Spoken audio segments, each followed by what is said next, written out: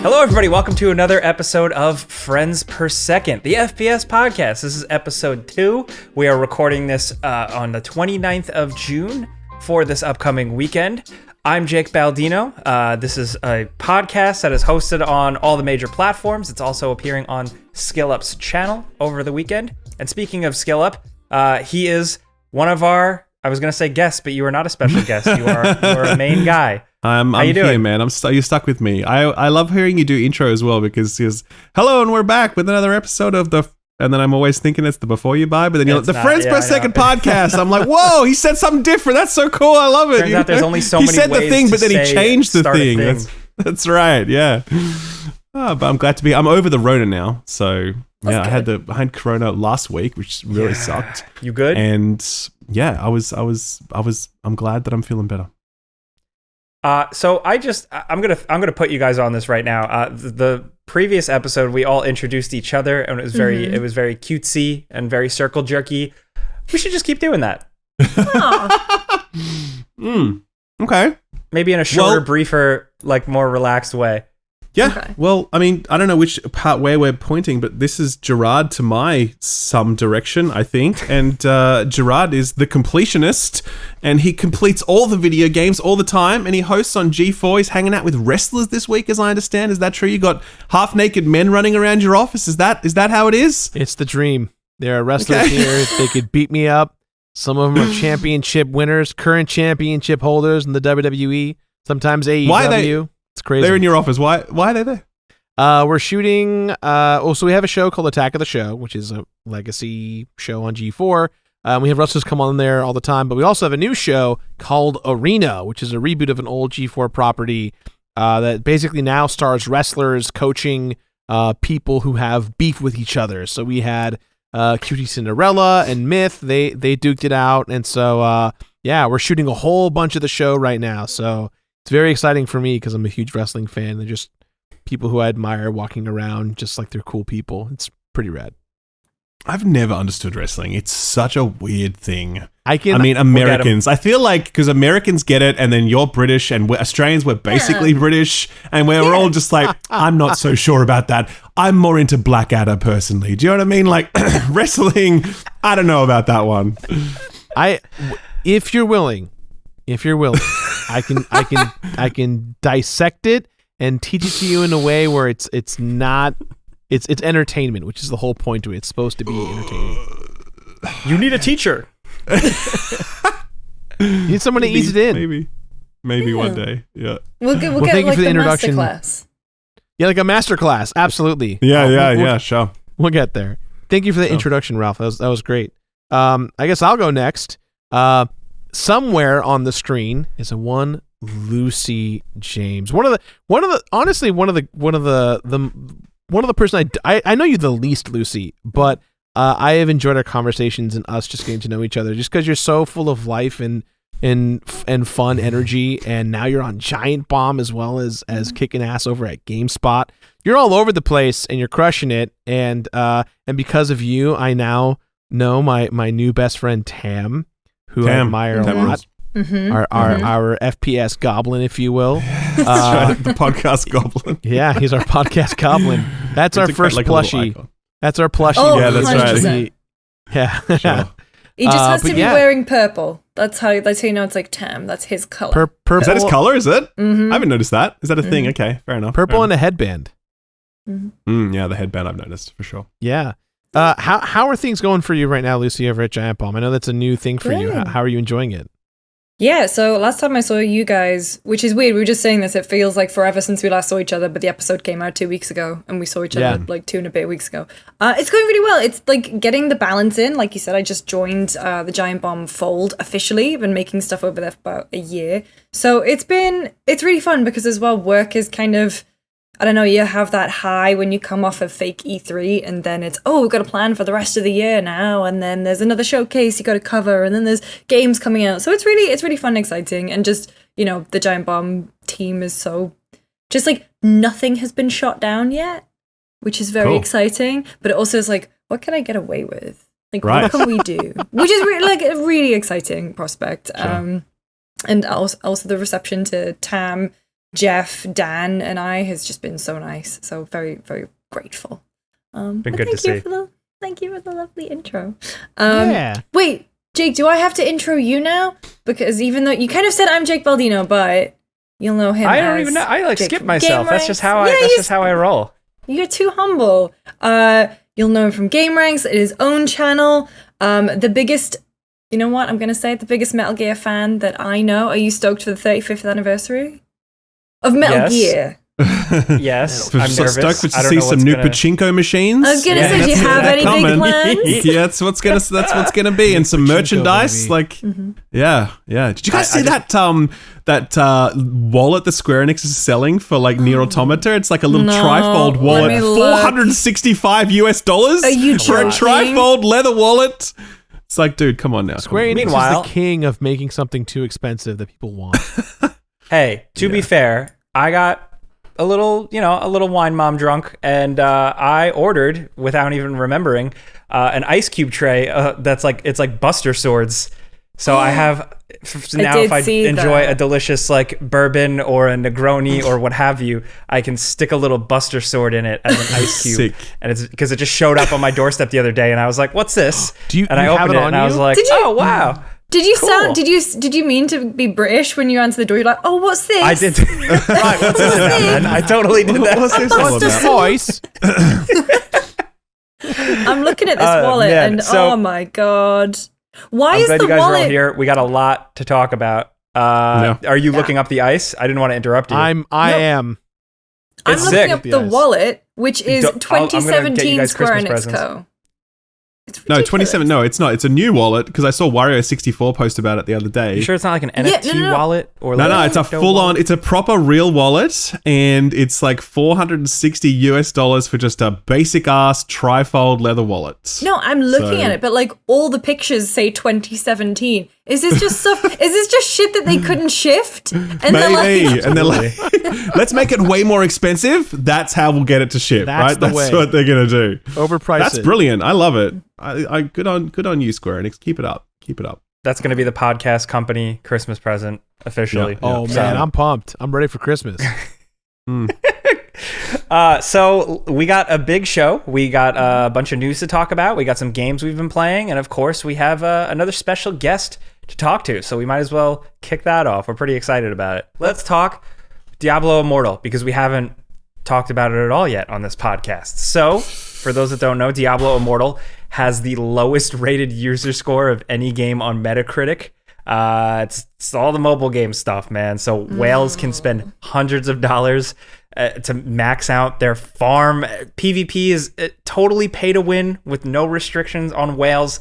The PvE game is full of hidden caps that stop people from farming too much stuff for free. The game is constantly pulling you into the cash shop, structuring purchases to eke more money out of you. So, all of you guys have played this, right? Or at least touched it? No. Yes, I was at Blizzard the day they turned the game on. Oh, okay. And Well, how were they feeling when they pressed that button? Rod Ferguson, because we were talking to them about Diablo 4, Rod Ferguson was late to our interview because he was literally pushing the button to turn the game on. And we were like, yeah, we're really sorry, but we have a flight. I felt so bad, but he did actually come up. But I was like, I genuinely haven't touched it because I like Diablo, but everything that I'm hearing about it is just like, do you know when you're just like overwhelming negativity? It's like, I just can't be bothered with this. And especially with all the stuff about monetization, it's like, I pay my $5 to Apple Arcade every month so I can play one puzzle game. I'm not even joking. I do that. Is it Peggle? No, Peggle's not on there. Round God is on there, but I play Patterned, which is the best game on Apple Arcade. You always in our little podcast Discord, you always throw out the name of some game. Like I've never. You're like, oh, Yeah. Wiggle Biggle 3, and I'm like, okay, what is that? It's that, Hey, she brought us Louis- Vampire that's that Survivors. Louis trailer, Theroux so track, you isn't knock it? Yes, it off. that's right. But no, are you playing it, all of you? yeah, I'm playing at the moment. I stopped. I like binged it when it came out. I started to hit where I wasn't really liking all the monetization stuff, and It's it is. I think it's a well-made. If it was just like a mobile rip of Diablo without all of that crap and structured a little bit differently, like core gameplay wise, the hack and slashiness, the interface, and how a lot of it is like nice. It feels expensive. It feels premium. It just is like a crappy mobile game when it comes down to it, and that's what bums me out. What it did do was like immediately made me excited, and I just like re-downloaded Diablo 3. And I was like, man, I'm really looking forward to Diablo 4 still, despite this, just because it did remind me, like, oh, Diablo is tight and sick and dope. So, yeah, that's where I'm at. Gerard, what about you, man? Are you all playing on phones? None of you have tried the PC port? I've tried both. I've tried both. Yeah. The PC port really sucks as well, just off the top. Like, that's a shitty ass port. It is just a straight, like, upscaling of the mobile port. It looks really blurry. You can't change the resolution. The controls don't work a lot of the time. Like they just become straight up unresponsive. It's very, very lazy. And there is a reason. They have listed that as beta, right? They've said this is launching into beta. So fair enough. Like they are going to go through the motions of like doing that. But for a Diablo game, it's a franchise that lives on the PC. They've really done the absolute bare minimum to make this a good feeling PC product. And I think actually that playing it on PC is the worst way to play it. I think playing it on an iPad with a bit more screen space is probably best. And then after that is your phone. And then after that, I think is the PC, because it really is just a shitty feeling port. That is wild to hear. Like so upset just because like when they did announce that they were putting it on PC as well, and like they had gone dark for a while, I was like, oh, all right, well, like it's Blizzard, and if it's on PC, like, yeah, it's going to be a free-to-play thing, but like it's got to have some like interesting depth to that, right? Like it's got to be something. But nope, it felt like just phone on computer. Yeah. Basically. For sure. Yeah. I just had to test it. I made several characters, like 3 or 4 characters, and my average playtime / investment was about 3.5 to 7 hours each, depending on how fast I optimized leveling up and kind of approaching that whole thing. The thing how much money you spent per character? that optimizes the leveling up process. By the way, so just FYI. To talk on that, the only money I spent about $10, and the only money I spent was cosmetics. It was just on the Diablo 2 skins and like some of the really cool other cosmetics that doesn't affect leveling. I wanted to make sure that I invested, I think, a total about 50 hours into the game, and I wanted to make sure that I didn't really, skip the line all that much in terms of that stuff. In our X-Play review, and mostly because our X-Play audience hates me, everyone really kind of buried me in this way of like, oh, you just read articles of what everyone was reporting about. You didn't really play the game. But I played it, and I stick by the stance that I said, because the biggest thing that I didn't say in the video, and I wish I did, was this game is predatory on people who suffer from addiction or from the need to spend something. The entire game is offering you deals every 10 minutes, and they put these things in that make you feel like you're going to miss out on a curated experience just for you if you don't spend that $1 or that $2 or that $3 quick bundle that's designed just for your character in the moment. And the amount of times that notifications would pop up and remind you there's a new deal, or this one's going away, or click on this thing to buy a gem. Like it was so ingrained in my experience that it made me sick to my stomach. And I've played a lot of free-to-play stuff on my phone, played a lot of free stuff games before.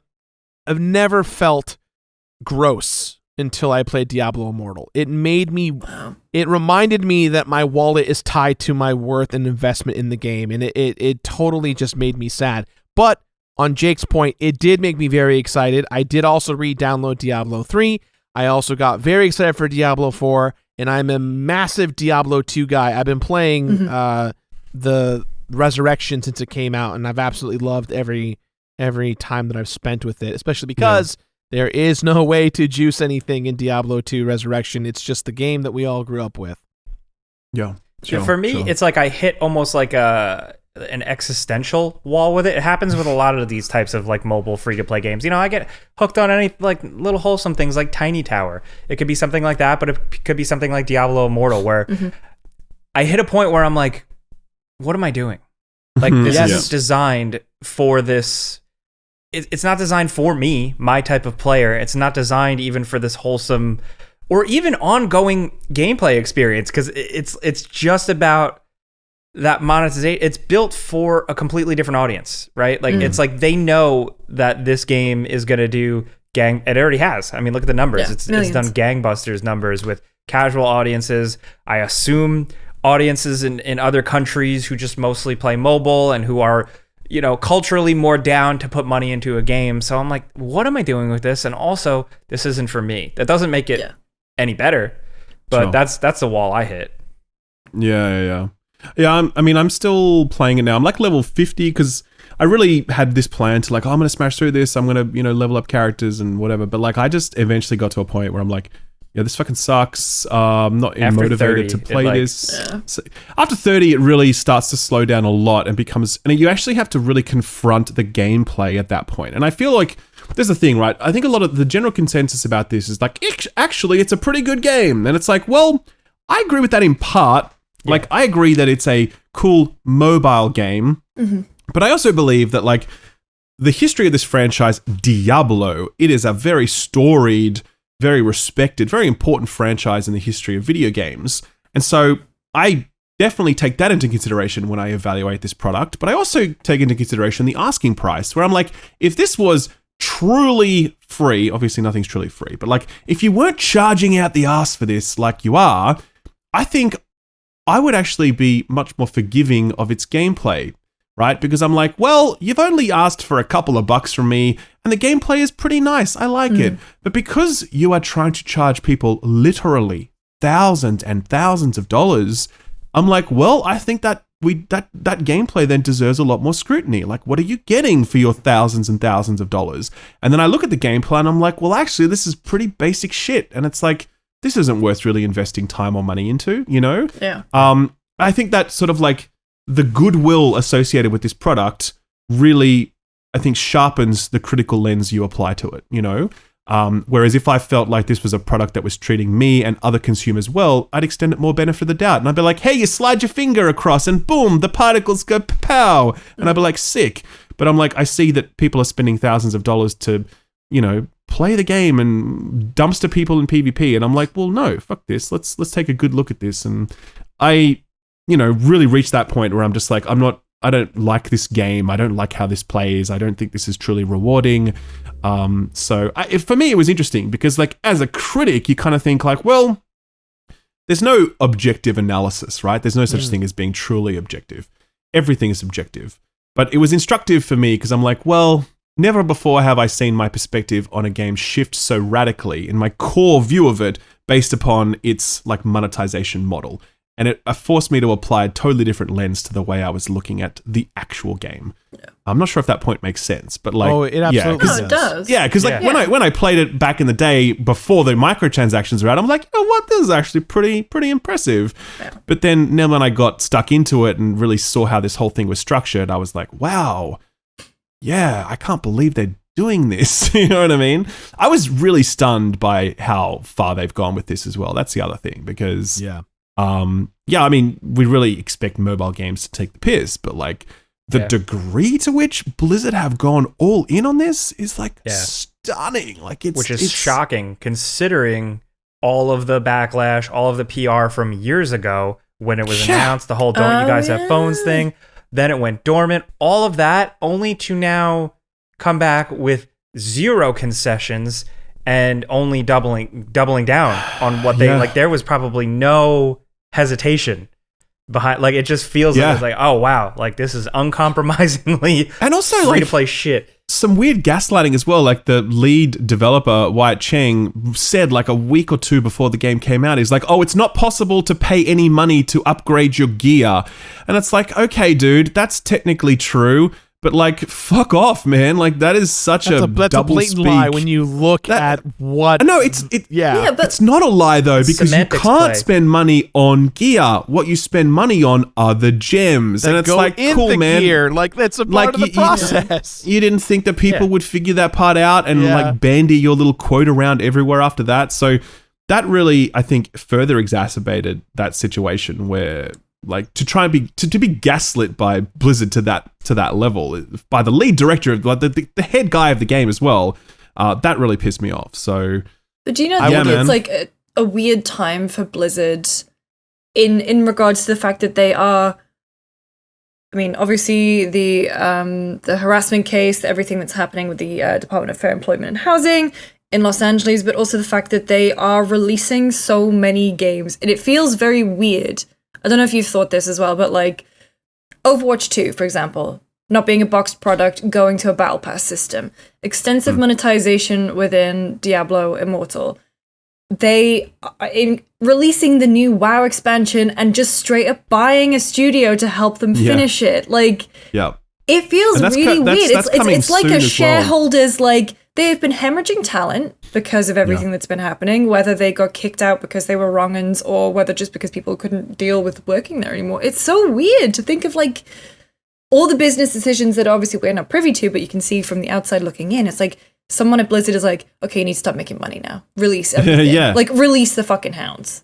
No, but I think that was well reported earlier where there was like don't quote me on this, but like a chief financial controller at Blizzard who was appointed a few years back who really started cracking the whip, and, you know, like that, the culture really started to shift. And obviously they've had a prolonged period where they haven't released product. And so now that, you know, they're putting it out there.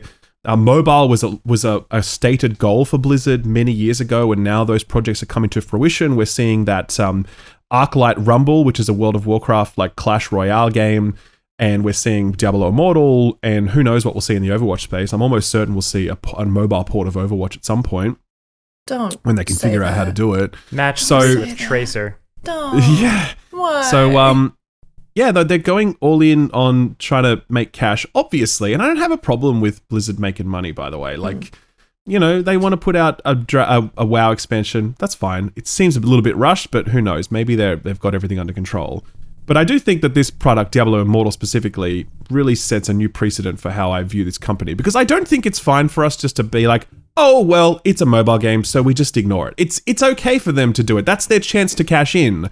And I wonder what you guys thought about that, because I think a lot of people are like, well, you have to assume that. It's mobile. But then you look at something like Wild Rift, which is League of Legends mobile. Yeah. That's not pay to win. They could have carved up that game and made it stocked full of pay to win bullshit, but they didn't. They respected their product, they respected their game, they respected their audience, and it's all cosmetic, and it's fine. You know what I mean? So do you guys think it's fine for publishers to just be like, hey, mobile's totally different and we get to abandon all our values and No, cash it's in on not. that? Like, Damages It's- the brands. Yeah.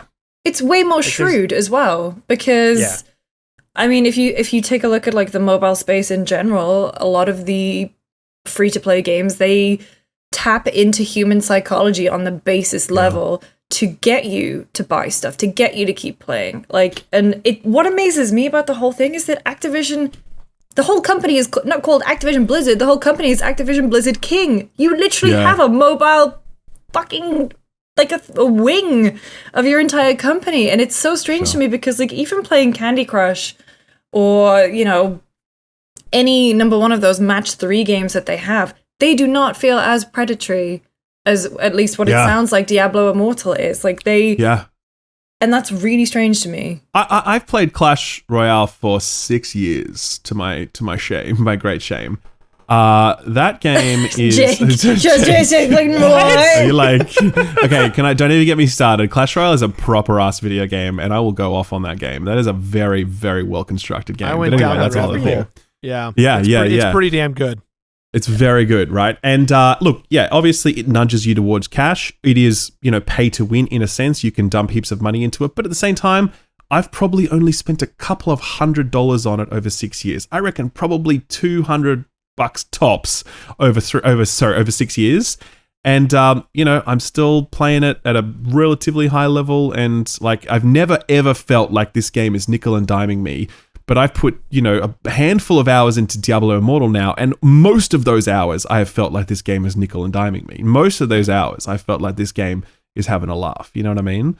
And that's what I meant about them just like taking the piss. I really wish. My thing is that it's like there's got to be a better way, because I feel like it, like especially for this Diablo thing, like they make a shit ton of money, but they hurt their perception. They hurt the perception of Diablo. There's more skepticism from that core community that it's going to buy the next Diablo game. The PC players who are super sensitive to this type of stuff. Mm-hmm. I like there has to be a compromise, right? Because it's like Nintendo has finally like went into mobile, and they're mobile games, and it's like kind of whatever, dude. But like it's so far from like the fun factor thing that Nintendo has always embraced. And then you have Diablo and Diablo Immortal, and then you have remember a couple of years ago, the trend was every company was trying to come up with like a companion app where it was like, this is our mobile thing. So you can control your units in Battlefield in the game or whatever. Yeah, Smart Glass. Yeah. So like that didn't check out. Yeah.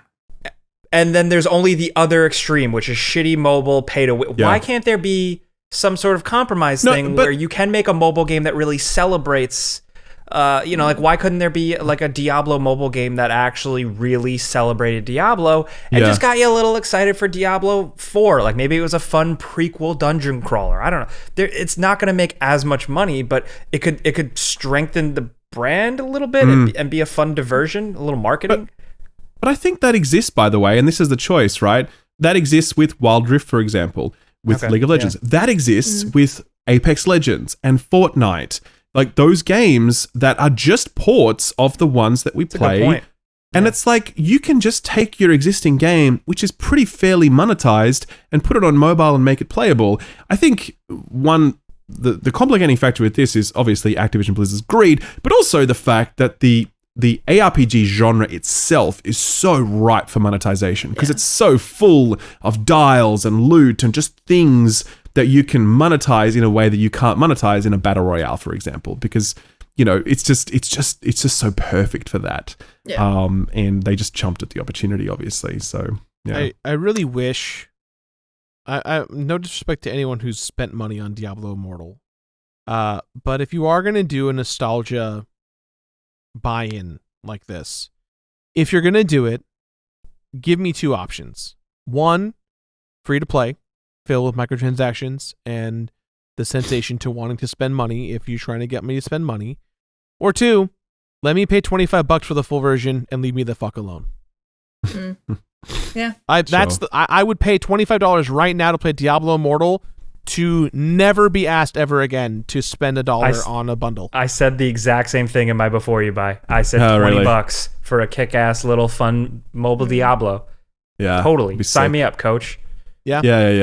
Yeah. That would never happen, but it's a cool idea. I think I actually one thing I think about as well is because I used to play a lot. Did you guys all play WoW? But growing up, by the way, anyone here play WoW? A little bit. No one. No, Lucy, you didn't play WoW? I managed not to get sucked in, but I right. did play. So I lost most of my youth to WoW. No regrets. And one of the things I remember reading many times as I followed that game closely was Blizzard's desire to save the player from themselves, and it was a really core design philosophy of the game, because they understood that if you let players do things and you provide them with unchecked rewards economies, players are going to make bad life choices, and they are going to become self-destructive, burn themselves out. They will start to hate your game and your company. So much of their design was about saying, well, how do we slow this down a little bit? How do we stop players from just no-lifing this and staying at net cafes for 60 hours straight? How do we encourage them to log off? Like Rested XP, for example, is one system that Rob Pardo used to speak about. And that was specifically about hey, let's make sure we save players from themselves. I think that was deeply ingrained in Blizzard's culture, certainly at the time of World of Warcraft's design. And I think it's fascinating the degree to which Diablo Immortal is the exact inversion of that concept, where it's not about saving players from themselves, it's about understanding the most base instincts of humans and then trying to monetize around those, Yeah. So it really does prey on people rather than trying to save them, And that journey that Blizzard has taken over 15 years has been very sad to watch. And I think as well, also this guy named Josh Strife Hayes did a very popular video on Diablo Immortal, where he just broke it down really. He's like, here's all the bullshit, right? It was a really great video. And one thing he does at one point is he looks at Blizzard's values, and the values of Blizzard are stuff like fun first and like whatever, and I forget what they are now, but like standard corporate values for a video game company. And you hold up this product against Blizzard's values, and you're like, that is not a thing. They do not align. And I just think that was a really good line of analysis to evaluate this product and what Blizzard have become now. So yeah, man, it bums me out because it is what happens when shareholders get involved with something. This is the inevitability of shareholder entities, because they have to do things that make all the money because their shareholders will force them, and it's such a shame. So yeah. A bummer. What do you guys think about promoting it, by the way? Like, because we all have audiences. Do you guys think it's our responsibility to not promote it? Do you guys think it's not necessarily a moral question? Like, how do you guys approach the question of talking about Diablo Immortal as people with audiences? I speak about it to, like, I know the people who watch my stuff, so they're like kind of in a similar frame of mind. So I'll only talk about it like how we're talking about it now. It's the fun inside baseball stuff, which I have no problem talking about. Like even if it's the top story, I'm like, oh, cool. I'm not covering it just because it's actually interesting. I think promoting is kind of like an easier question for me because we just don't do any game promotion or app sponsorships or anything like that. I didn't mean promotion in that regard, sorry. Because when I talk like promote, I think whenever we talk about a game in some way, even if we're like, unless we're being like critical of it, we're kind of in a way promoting it. We're kind of putting a spotlight on it. Giving it like signal noise, basically. Yeah, exactly. I think less about like taking sponsored dollars, because I know we don't do that, but like, more about that other stuff. Well, I mean, so for us, it's like the before you buy for Diablo Immortal did pretty well, but we very quickly were like, well, okay, but like we're not going to do a bunch of like build guide videos, right? Interesting. Secret tips and tricks, like. That's cool. No, just because it's not our thing. It's our audience doesn't like it, and neither do we. So sure. I mean, from our side of things, like I know we did the review. I'm not sure if we did any guides or anything on it, but I know we did the review. But I mean, that's part of the games media, I guess, landscape, is that you provide the service, which is the review of the game, taking into account critically how it plays, but also predatory microtransactions, which is you know what, it's been such a couple weeks. I think I reviewed it. No, I didn't review it. I did the voiceover for the review. Right. But it was like because I believe it was a freelancer who did it, but like, yeah, we definitely talked about the microtransaction aspect, and I think it all comes down to the fact that it is difficult to have a nuanced conversation about it, which is where I think more in-depth reviews, chats like this, where we're all providing perspective personally and within the industry, where it's like that is very, very valuable. But at the end of the day, it's not up to us whatever the audience takes from it. Like someone could watch or listen to this conversation that we've had, where we are all, I haven't played it, but like I can provide my perspective in other ways. If you watch or listen to this and decide, yeah, Diablo Immortal is the game for me, I'm going to spend money on it, that is your prerogative. We can't do anything about that. And I wouldn't judge someone that does that, by the way. No, absolutely not. It is your and I think as well, one thing we haven't talked about is the fact that you can play this, you can have fun with this and enjoy it without spending a dime. That is a fact. Correct. That is 100% a fact, totally right? Can. And I think most people will fall into that category. And I think that's the counterpoint to everything we have discussed here, right? Yeah. Mm-hmm. But I don't necessarily think that makes it then a game that I would be comfortable to promote, because I do believe that the foundation of the game is not, hey, we want to give lots of people a free experience. I believe the foundation of the game is, hey, we want to monetize the 3 or 4% of people with vast amounts of money and with no self-control. I think that is why this game exists. It's not to better Diablo, the franchise, service the community, etc., or to service free-to-play players. It's for that other thing, and that's why I don't like talking about this game, and I haven't really spoken about it much since it came out. No, I would be fascinated to see, I mean, some kind of audience insights based on that 97, 98% of people who are going to get turned off by microtransactions. I would love to know the point in the game where it becomes too much for the quote unquote regular player. Because I feel like we all put up with a lot of bullshit because we, nature of the job. Like you kind of have to power through in some regards, like whether you're reviewing it or you want to be up on a topic enough to be able to speak about it with authority.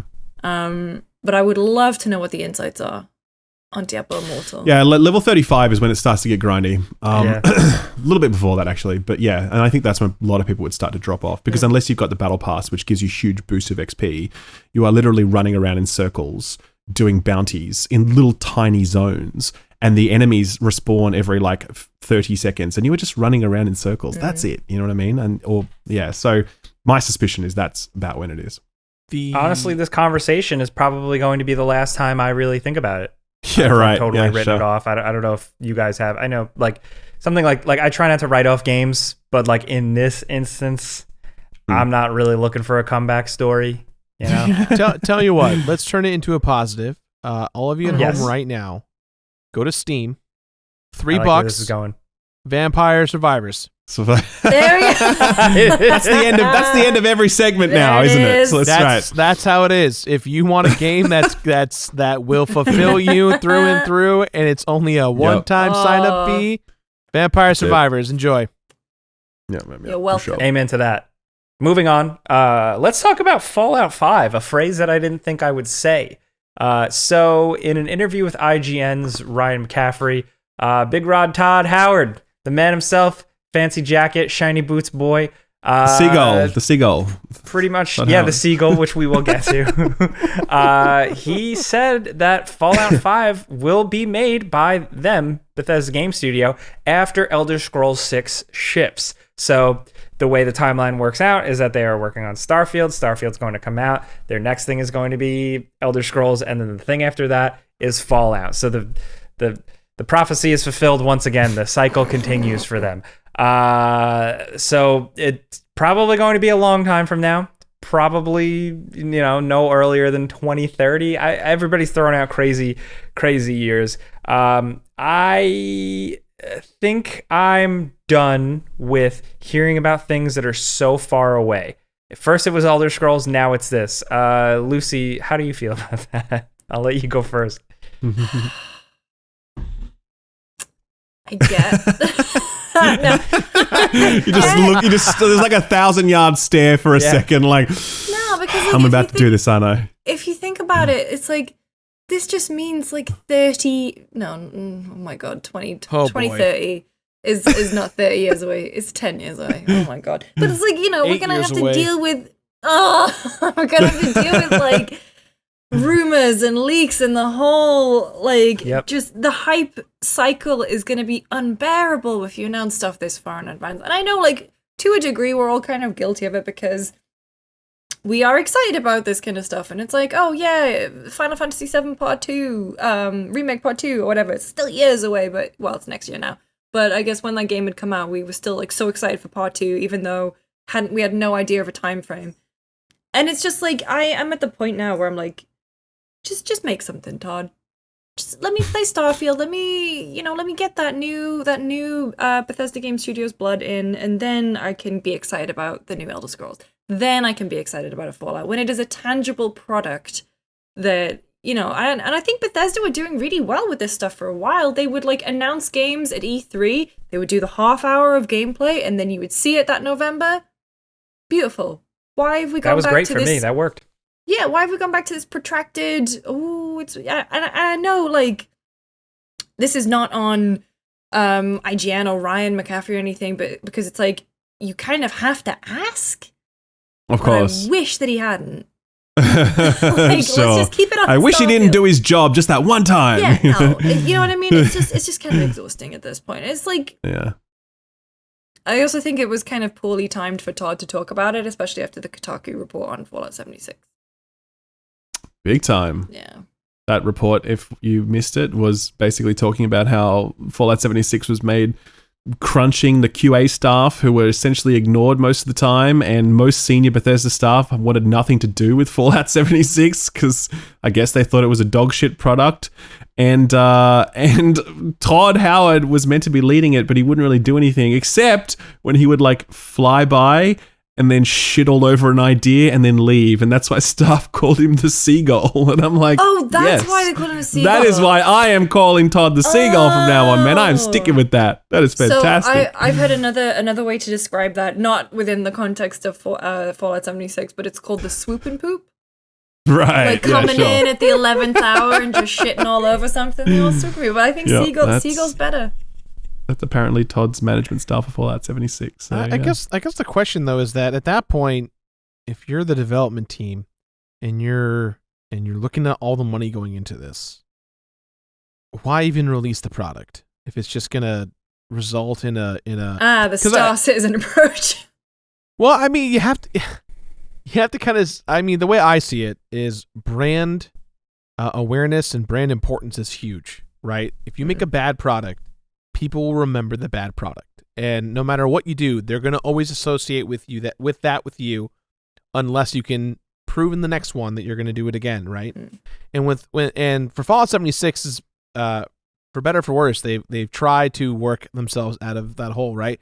Same with No Man's Sky, right? That team just was like, we want to make a game that's really expansive and immersive, and it came out, and everyone was like, wow, the hype train tricked us all.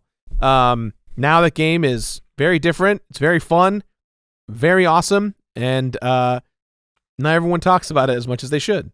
But I feel like there's a certain level of like, wow, we've spent millions of dollars on this project, and we know it's going to be bad. Should we release it? I personally at that point would go, maybe we should either one, delay it, or two, just stop production on it and let it be a Google search sleuthing process for other gaming channels to talk about years from now, where we can all look at it and go, how fascinating. Instead, it's now in the zeitgeist of, well, Todd's the Seagull, and now we know it. But I guess as well, you've got the, like, if you're talking about sunk cost, at that point, it might just be within their interest to release a half-baked product with the potential of turning it around. Like, people still bought Fallout 76. People are still spending money on it.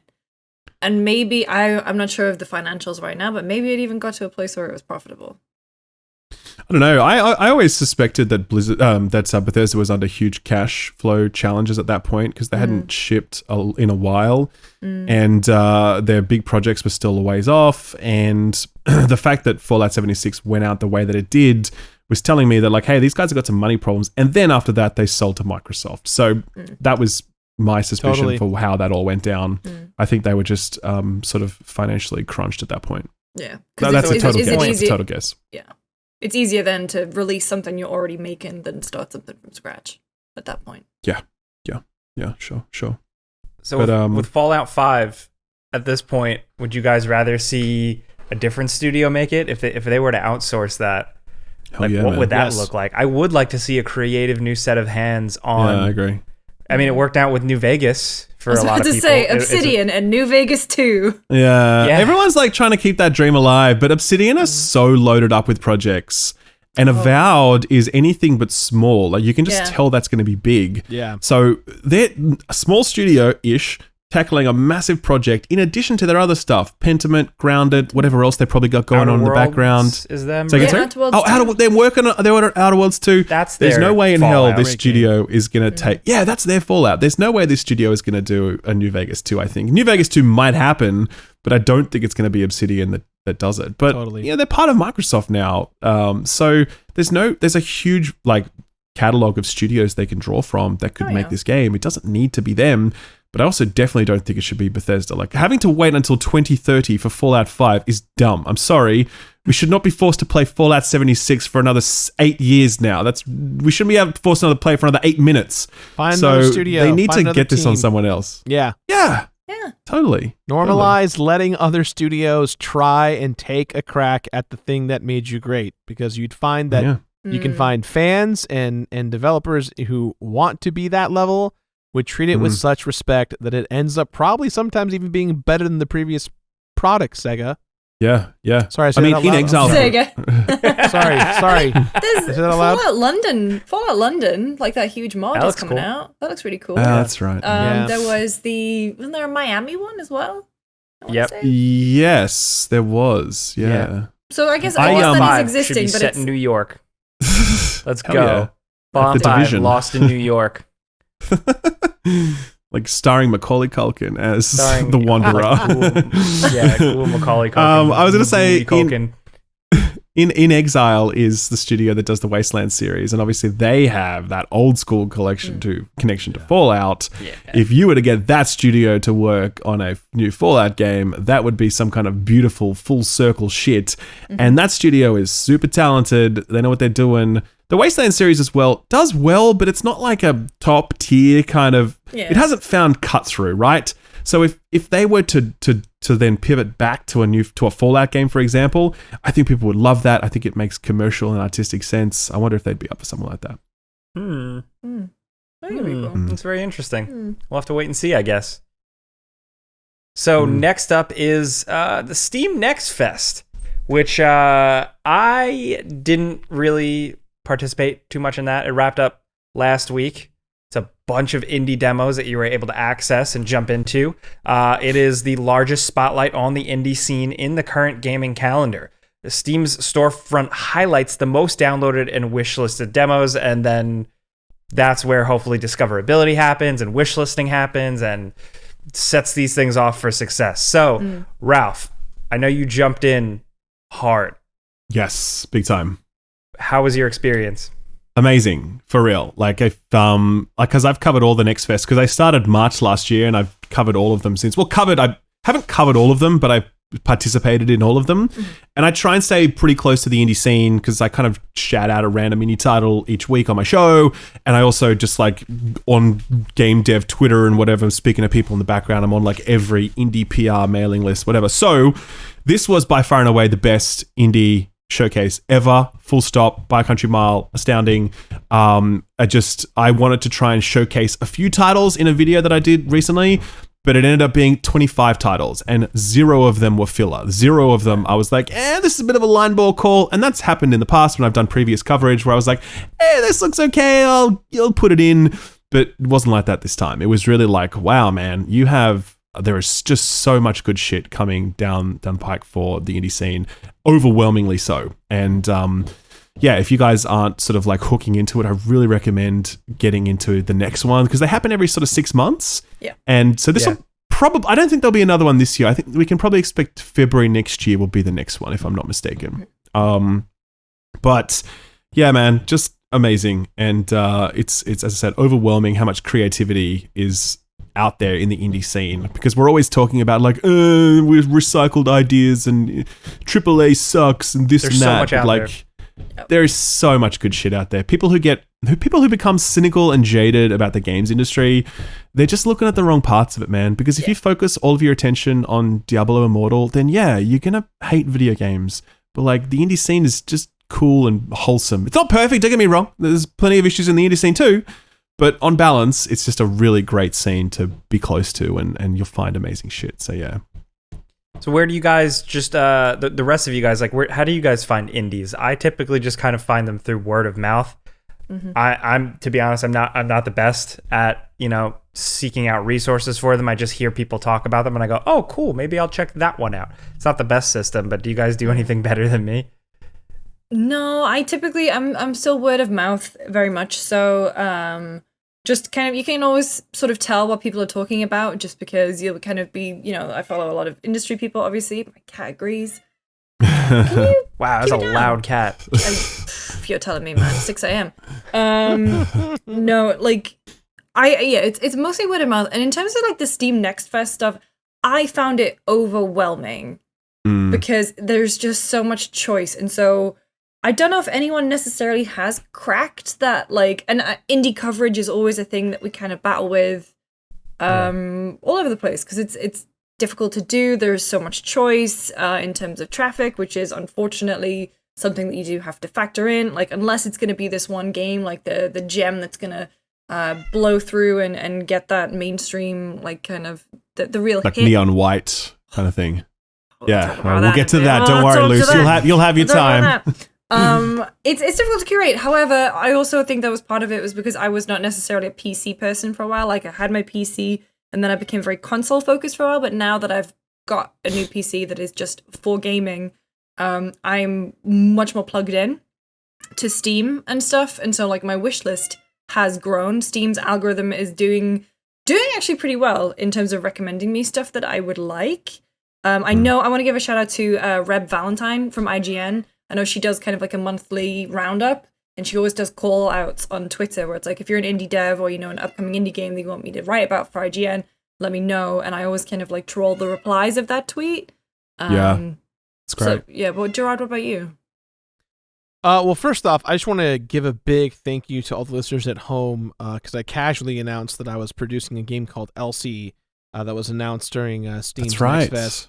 And based on the amount of wish lists and demos, we saw a massive spike thanks to you guys at home during the debut of FPS. So thank you. It means a lot. Cool. The developers are also massive fans of all of you guys. So they were like freaking out when they saw the podcast. I didn't tell them about it. So for those of you guys who missed it, I'm producing a game called Elsie. It is very much similar to that of a Mega Man X roguelike. Very fun, very interesting, beautiful artwork, great music, and the demo is very breakable. I've broken it dozens of times, but it's meant to be broken because feedback is important. And a lot of you guys on Twitter and social media just came to me and said, "Hey, I didn't know who you are, but I tried this game and it was awesome. So thank you. Really, really appreciate it." Amazing. Yeah. So thank you guys. It's very cool. For me, I don't know how much you guys know about me, but coming on 8 years now, I started an indie event called Indieland, and I have it every year around October, September, and it started out as a charity event to raise money for dementia research. My mom got dementia when I was 10 years old, and so now that I have a huge platform, I've been really wanting to give back in memory of her. She passed away several years ago, and honor developers who are struggling to make their games be seen at large. So we have this 3 or 4 day nonstop mini, almost GDQ event where developers come on and we torture each other with waxing and hot sauce stuff, all in the name of promoting great indie games and raising money for charity. We've raised over almost $1 million in the last 7 years. Amazing. And this year we're doing it in person. So we'll have that's so cool. Ticketed event kind of vibe in LA. It's going to be really exciting. But a lot of how I found about indie games generally is because my team is searching developers on the daily, all the time, and we get probably a couple hundred emails a week about begging to be on the show, showcasing their games, and so I've a lot of developers are always like, "How do I get you to play my game?" They don't know that I've already secretly played it. And the ones that I really think are outstanding or special or think that can go the distance are always the ones that I'm like, "Hey, show off your game on our show and let us be the platform for you." And it's been great because a lot of developers come to me and they go, "I don't have a publisher, I don't have a marketing arm." And I'm able just to go, "Oh, I know these people, you should go talk to them." And a simple email can make a developer go from having no publisher to being supported by a massive publisher. So I guess there's a lot of huge self-promotion. I apologize, but a lot of it is because of this indie event that I've created. That's how I have my own little personal bubble of indie game goodness, if you will. That's amazing. Now, also, how do you have the time? Like, you are the busiest person I know. Yeah. And every time we talk, I feel you announce like another project. I also do this thing. Hey, to be clear, this podcast is the last thing I'm going to be announcing for quite some time. This is I'm pretty full. Say that now. Yeah, right. You're right. I do say that now. You're right. There's always something. Ralph, I want to promote your video. It's really good. It was great. Great video. So if you could at least give, for people listening or watching who didn't watch that video, which you should, youtube.com/skillup. Is that your... That's the one. Yeah, that's the one. That's because some people have like weird ones. Or it doesn't work. YouTube. So if people haven't checked out that video, can you give us like the spark notes, maybe like a top 3, like the shit you really love? Okay, so like if I'm really pressed, like top 3, so because there was 25 games and they're all in the video, they're all linked, they're all timestamped, and they're linked directly to the Steam pages, so it's really easy to navigate them. If I was pressed on top 3, I would probably say one called Ghost Song, which is from a solo developer. He's making his first ever game. He used to be a comic book artist. It's like art house Metroid. Imagine like Metroid cross with Nier Automata. It has this really broody vibe, incredible art, great soundscape, very tight gameplay. The whole thing just elevator pitch. It was super good. I was so impressed by it. And when I spoke to the dev, I'm like, what do you mean it's your first game? Fuck you. How do you do that? Are you a wizard? Like, I don't understand. Like, I can't even fucking edit a YouTube video without help. And you're making this on your own? Like, oh my God. The other one, I would say, I'm really trying to there's one called Signalis. Okay, Signalis is, imagine old school PS1 survival horror, but kind of like grown up tonally. You know, like it has, again, kind of an art house vibe. I guess this is what I respond to at this point in my life. But it is that fixed perspective and sort of tank controls, and it has the small inventories and the logic puzzles, and you pick things up and examine them in your menu and turn them around. Oh, there's a number on the back of that Polaroid, that kind of thing, you know. But just a fantastic vibe. Like the way I'm selling it there doesn't really do it justice. But everyone who played this was like, "Yo, this rules." So that is it. I would probably say the best thing I played is something called Sulaco. And Sulaco was a Jeezy Doom mod that they eventually spun off to a standalone product. It's a first-person boomer shooter, but man, it is crazy in terms of how good it looks and how well it plays. The destructibility of environments, I haven't seen destructibility that good since I don't know, like Control. It's not as good as Control, mind you. We're talking like Red Faction levels? No, not destructibility like knocking out walls, but like you shoot a window and it breaks, and there's fog that pops up, and you pick up a coffee cup and it smashes, and like that sounds basic, but when you see what this is, like as a Jeezy Doom mod with that very classic art style, but also having that level of interactivity in the environment, it's so good, and the action is top tier, and the enemies are really smart, and it's awesome. So everyone is loving that. That was a real darling of the show as well. So but there's tons of others. Like I said, there was 22 other games that I shouted out, and even then there was other stuff that I liked, but I didn't shout out in that video because I tried to keep it at least somewhat constrained. Yeah. So man, it's all good times ahead for real. I think this is a very good year ahead for the indie scene, big time. Shout out to Curse to Golf. The game is great. Curse to Golf was so fun. Wait, what is so that? Nice. So imagine golf, but fun. I know, right? It's the power of video games. It's a golf roguelike. Yeah, it's a golf roguelike with like cards, and you can play this card. Like, for example, you take a swing and then you can play a card to like stop the ball in midair and just drop it. And so it's really clever. It's funny and beautiful, like visuals and great soundtrack. And I love that one as well. It's great, man. Mm-hmm. Yeah. God, I hate golf. Like with me too, man. It's the worst shit ever. If you Sorry, hate everybody. golf, Sorry, audience. If you hate golf, you're gonna love this game, Jake. That's how good it is. Good, because I only like Golf Story, an excellent game, and the Mario Rugrats Golf PS1 mini golf mini game. Oh my god, that's I didn't even know that. Granular now. Okay. That game really was good. like that whole Rugrats game was haunted as shit. Oh, it was fucked up. You was- said that With about the every little robot, Rugrats the game. robot clowns. I forgot what they were. Stu's toys would like chase you around. It was like a horror game. Have you played What the Golf? Man.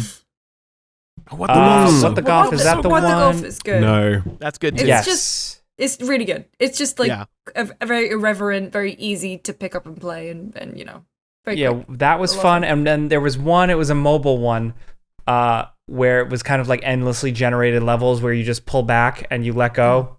What was it called? Oh man, I'm gonna have to look that up. Anyway. Golf Story ruled though. I love Golf Story. I feel like not enough people know about Golf Story, but it's actually top tier. Yeah. So just to wrap that up, if we're talking about Steam and we're talking about indies, do you guys think that they can do more from a storefront or curation standpoint to a actual just Valve Steam behind the scenes standpoint? I mean, let me boot up Valve. I mean, now it's all Steam Summer Sale.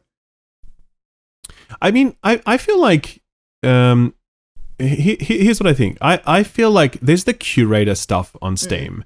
It's generally garbage. Most of it's like Commander Shepard. I'm Commander Shepard, and this is my favorite game. Like, it's just those sorts of things, like dumb waste of time curation lists. I really feel like that is a hugely untapped potential for Steam. And if you can begin to bring creators into the Steam ecosystem and get them to curate lists of stuff and then put that out to their audiences in that way, I think that unlocks a huge amount of potential, because you'd be able to say, hey, I'm a creator and I've got a video on my channel promoting this indie game, and here's the link to it, and it's on my Steam curation list, and it pops up in Steam and surfaces it through its algorithm, whatever.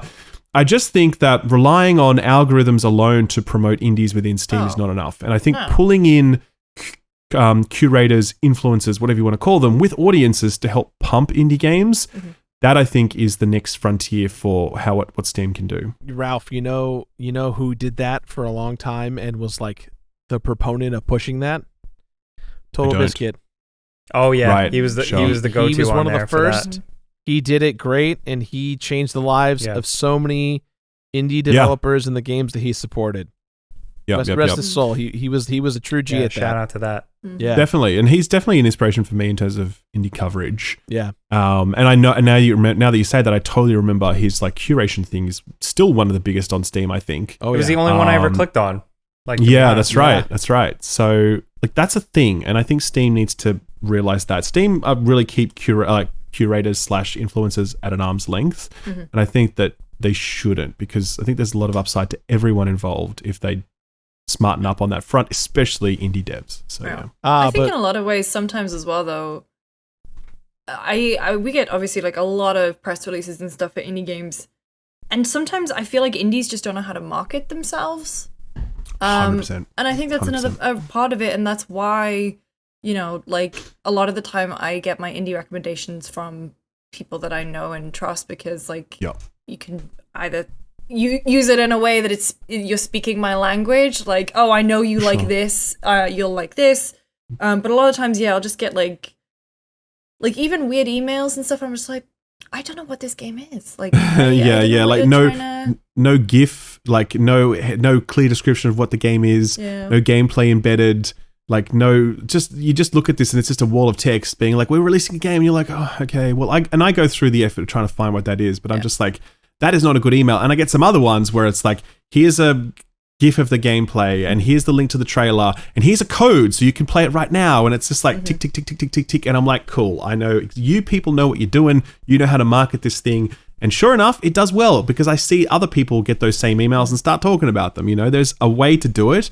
But I guess that's one of the other challenges of being indie. You can't afford You have to do PR, everything yourself. Right? Yeah. But I don't think it's I don't think it's complicated. And I think if there was more knowledge sharing about what good case practice is around this, then I think that indies would find more success. It's funny you say that, Lucy, because as the completionist, my brain's exhausting, right? Like, I'm always completing games all the time. And now that I'm all done with the New Game Plus stuff, as I'm winding down, I'm in like this kind of like crisis mode of creating new formats and new shows on my channel. And actually, tomorrow, Saturday, I'm releasing when this airs, Saturday, I'm releasing a new series that I'm calling If You Like This. And it's if you like Breath of the Wild, here are 5 to 7 indie games that are very similar to Breath of the Wild. So the idea is like, game that you love, it's a AAA icon that everyone's stoked about. Here's some people who are kicking ass, taking names, and trying to cultivate that same culture. And I think it's the inspiration of it was kind of the idea of like, how do I recommend indie games to people who don't necessarily understand what the press release is talking about, what the trailer is supposed to be. How many indie developers are paying a PR company to do their marketing for them, and the PR company sometimes doesn't know how to market their own games. So, I think, Ralph, you're right. I think there's kind of like the responsibility of a creator, or at least knowledgeable one, that could help on the curation side or promotion side to kind of get the word out there. For sure. Yeah. For sure. I need to find her TikTok. She There's someone Yeah, that I there's follow I have a few of those. I have a few who of those just as well. recommend like cozy games or Oh just yeah, very, you were very telling us similar. about this. And I think it's such a clever way. It's like there's part of me that fears that it would be reductive, but I don't think it is. I think it's an easy way to, and at the end of the day, a lot of the times, and this is an inside baseball thing, but you are battling people's attention. Big time. And 100%. the way to get people's attention is to link it to things that they already have an awareness of. And so For sure. I don't feel like it's reductive in that regard, but like, so I think that video series, and I hope it does really well for you because that's amazing. That's the kind of stuff that I gravitate towards Yeah. when sure. I'm searching and hunting for new recommendations. I think there's room for like kind of with what Gerard is doing, where it's like if you've played this or if you like this, you might like this. Like I found a little bit of success in breaking it down into almost like moods, and I kind of want to pursue that more. Where it's like if you're feeling this or if you want this. I did a video on my channel a while back that was like games you play to turn off your brain.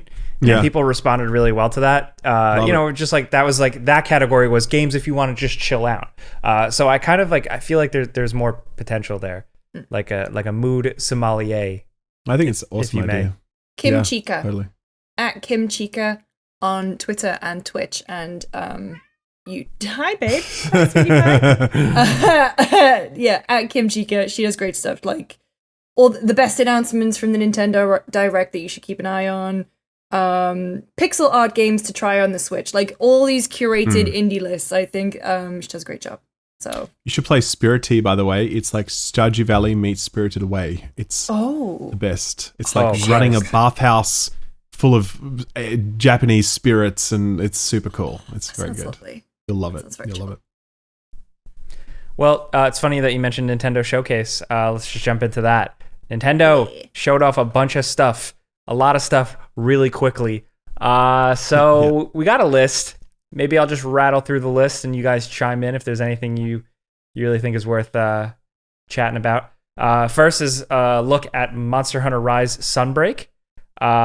What is very cool is Nier Automata is coming to Nintendo Switch.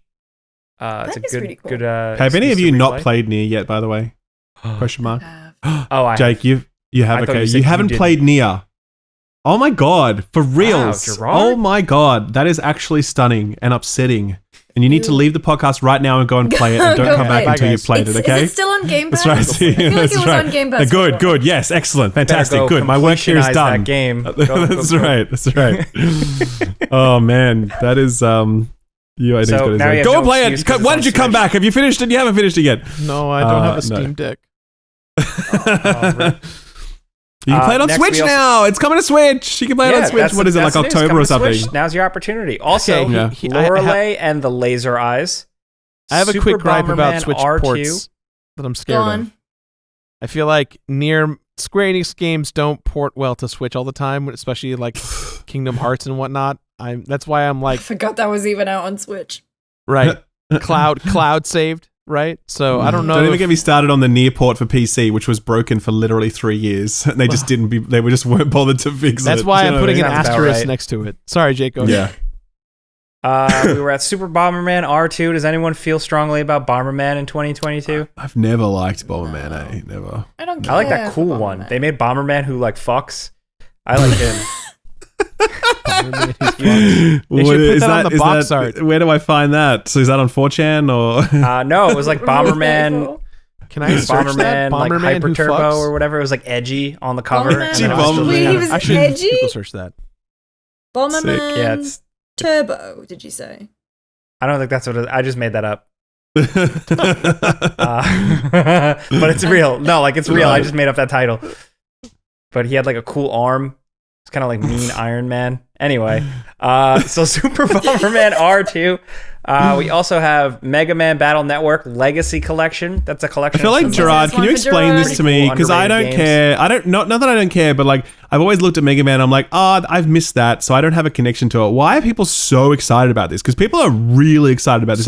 So Mega Man Battle Network. Imagine like it's kind of like Pokemon in that like. You have kids and people battle each other, and I'm explaining this very basically, by the way. I'm probably wrong, but this is like battling the kids? general consensus. No, the idea is this: I'm on board now. In like imagine like you have a chip or a program, and that program is known as Mega Man, and it's a little avatar. The style of gameplay is similar to like a tactics or an RPG, where sometimes it's asymmetric depending on the game. And these games were exclusive to portables, Game Boy Advance, Nintendo DS, and it's nostalgic for fans who love the original Mega Man. It also does a lot to push brand new lore and new aspects of untold areas of Mega Man. And it's one of those games that like the series rather that doesn't get a lot of love. So this is like a dark horse coming back that everyone's stoked about. And rightfully so, because those games are amazing. Check it out. We also have Pac-Man World Repack. We have a game called Blanc. We have a substantial look at Return to Monkey Island, which has a new art style and everything. Yeah. I like it. A lot of people really hate it. They're like, go back to the old one, please. I'm like, I really like the new one. I think it's nice that stuff evolves, and I was down. What do you guys think of it? Do you guys like it? I thought it looked nice. Also, like console exclusive to. Is it coming first to console on Switch? Which I thought was interesting. I like it. I was surprised by it. I very much just really, really like that old style of art, and I think that should be like celebrated and brought back. But the developers clearly wanted to change it up, and they have some passion in this new style. Like just seeing like some of the developers and like everything, the voice actor of Guybrush like tweet about it, and I was like, all right, cool, whatever. I'm also not a raving lunatic, so I don't care. So you're just a casual gamer then. I understand. Yes, okay, got yes. it. Right, nice. We also have a new look and a release date for Mario plus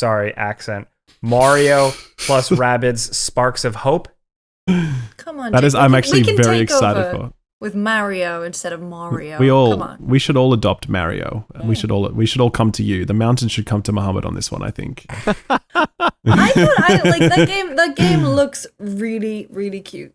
I'm really stoked for it. I really enjoyed the first one. Oh, yeah, fantastic game. Fantastic. Incredibly I unironically surprising. believe it's like one of the best tactics games ever made. Like, actually, it really is. I'm triggering XCOM fans. Like, how dare you say that? But I'm like, no, let's have that discussion, please. Like, I'm ready. It's time. It's time you wake up to the truth. That's right. That's right. Ubisoft making a Nintendo game is better than your strategy game. But the Rabbids. Top tier music too.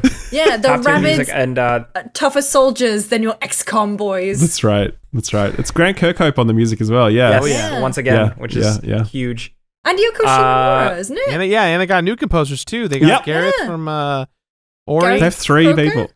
Croker? Oh, Who? nice. Yeah, who did Ori? But then, like, Yeah, it's Yoko Gareth Croker, Shimomura that I'm freaking out about. Yeah. Kingdom Like, Hearts, Kingdom baby. Hearts. Hell yeah. Do the song again. Do the one from Kingdom When Hearts you from like are 20 years ago that I still remember all the words to. Anyway, save that for another podcast.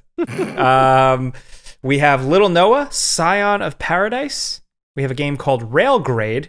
We have RPG Time, The Legend of Right. We have Sonic Frontiers, a brief look.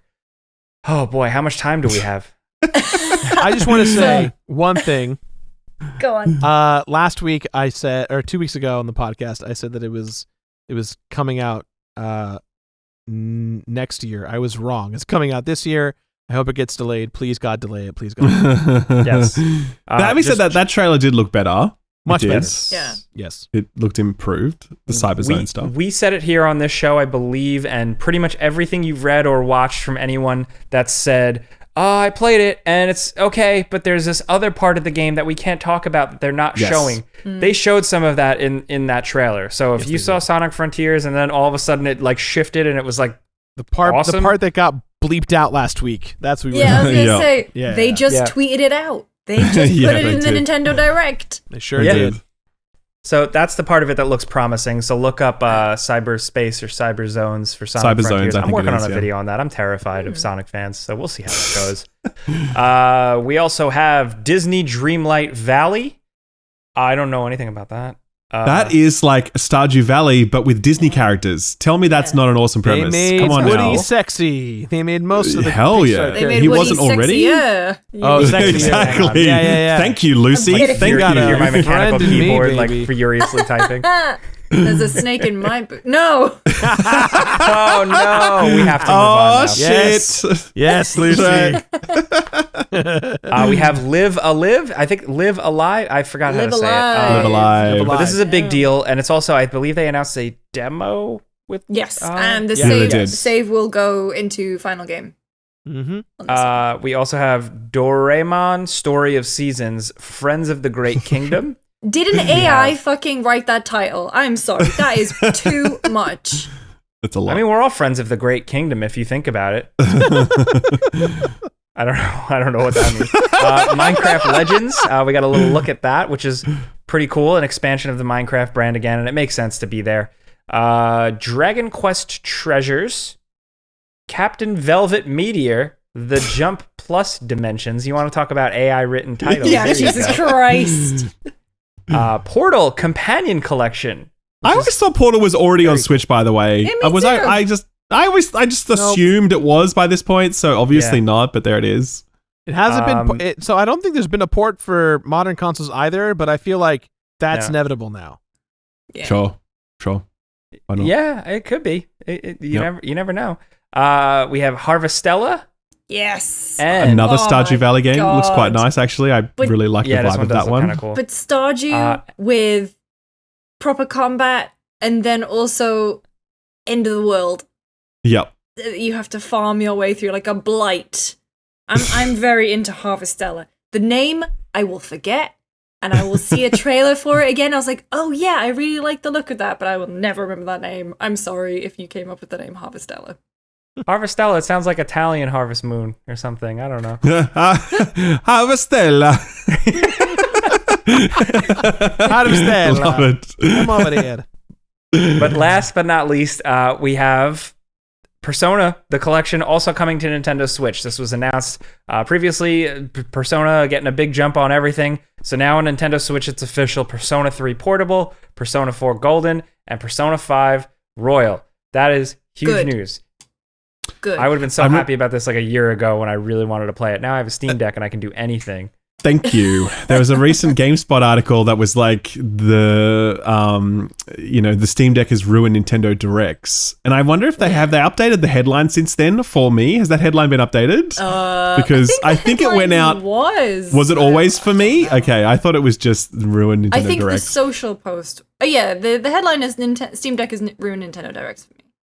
Okay, right. Because everyone got Steve so was. mad at that. They're like, "Rah!" And I'm like, well, no, actually, I 100% agree with that. I actually really used to care about, hey, now I can play X game portably on the Switch, but will never again buy a third-party game on the Switch. I will only buy them on first party now because I have a Steam Deck. And that's not to say Nintendo sucks, fuck Nintendo, but it's literally a matter of fact that now the Steam Deck is here, I do not need to purchase any third-party stuff on a Switch. So, yeah, this hit very different for me. This Direct, because I was already like, well, all that looks cool. I'll buy it all on Steam when I can. Obviously, you can't get Mario Rabbids on Steam Deck, but anything else I can, I will. So, yeah. The Nintendo Switch hasn't been my main machine ever. It's always been like the thing I love for certain titles.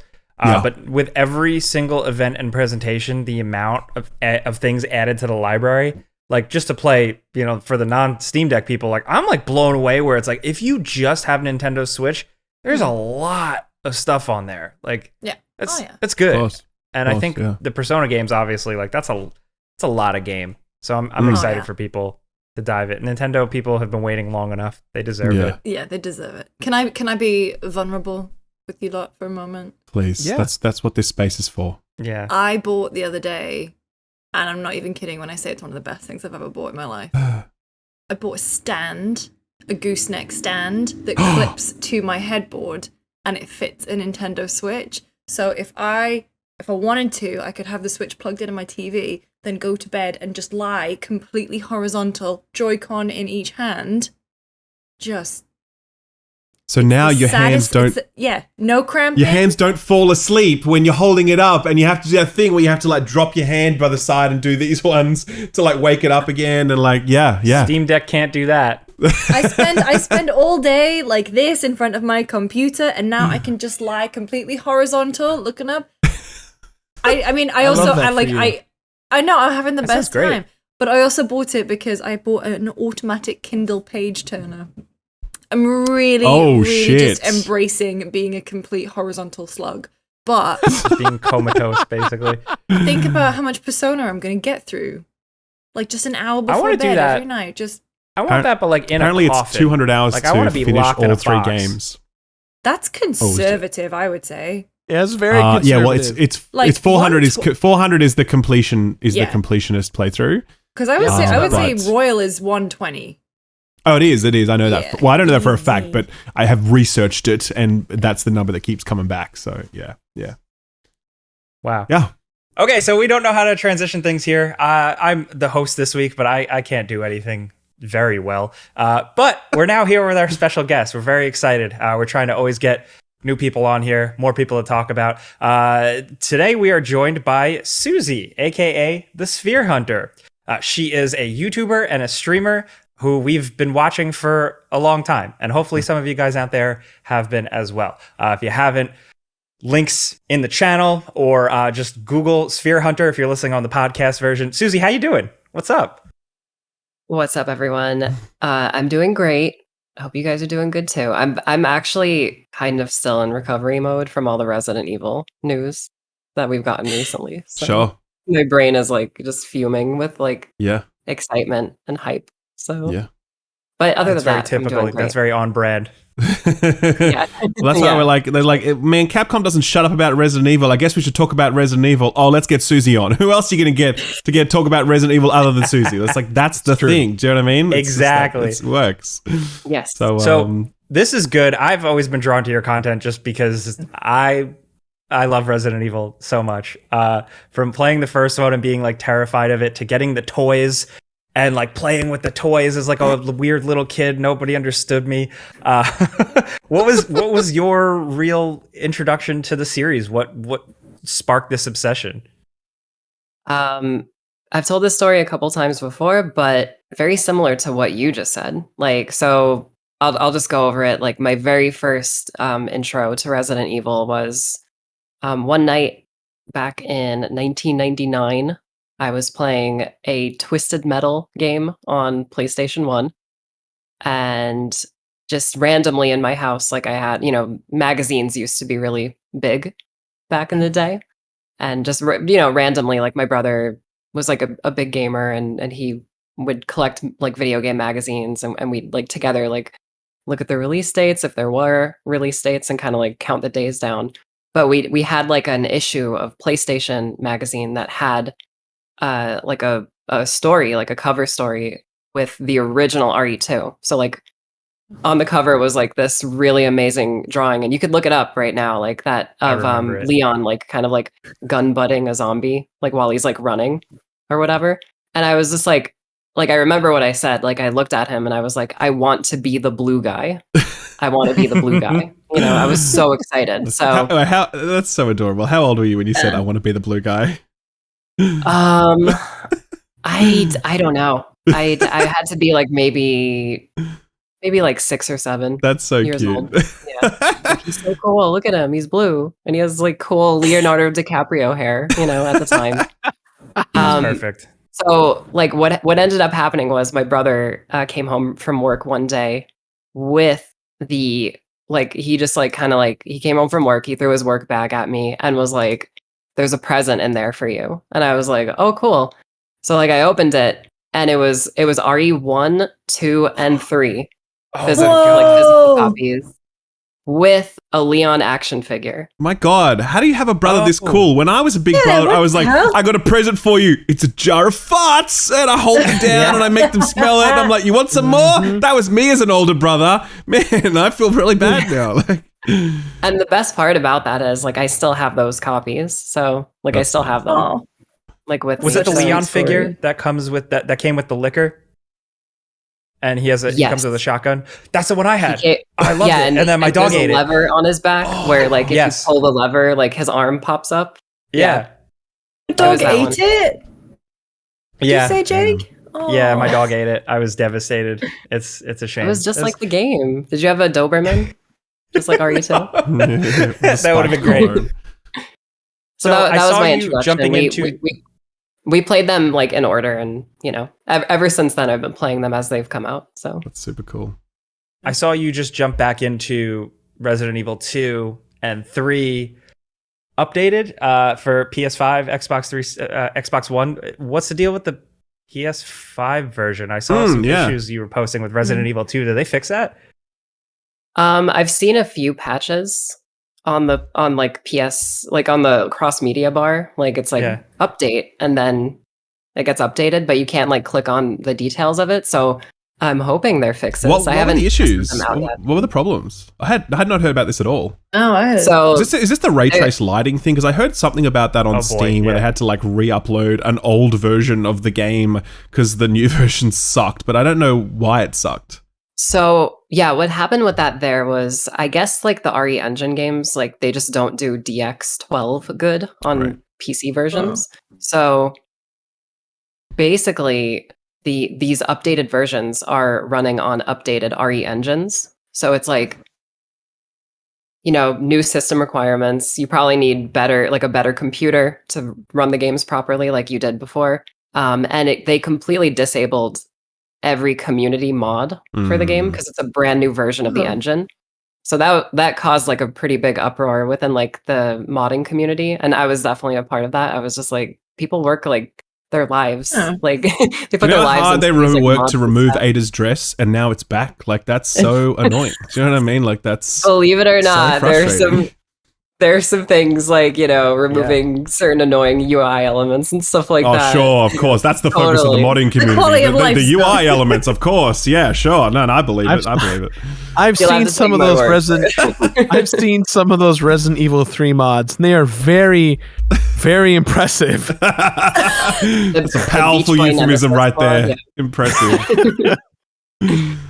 So that was the problem with the PC versions. But from my personal experience, I've finished all 3 games on PS5, and just like ray tracing is just a massive resource hog, like it usually is in other games. But it seems like because if you guys don't know, like a lot of ray tracing in games, like for like gameplay, is like we're letting the engine kind of generate the light in a realistic way to create reflections and soft shadows and like volumetric lights with dust and all these like beautiful particle effects and stuff like that.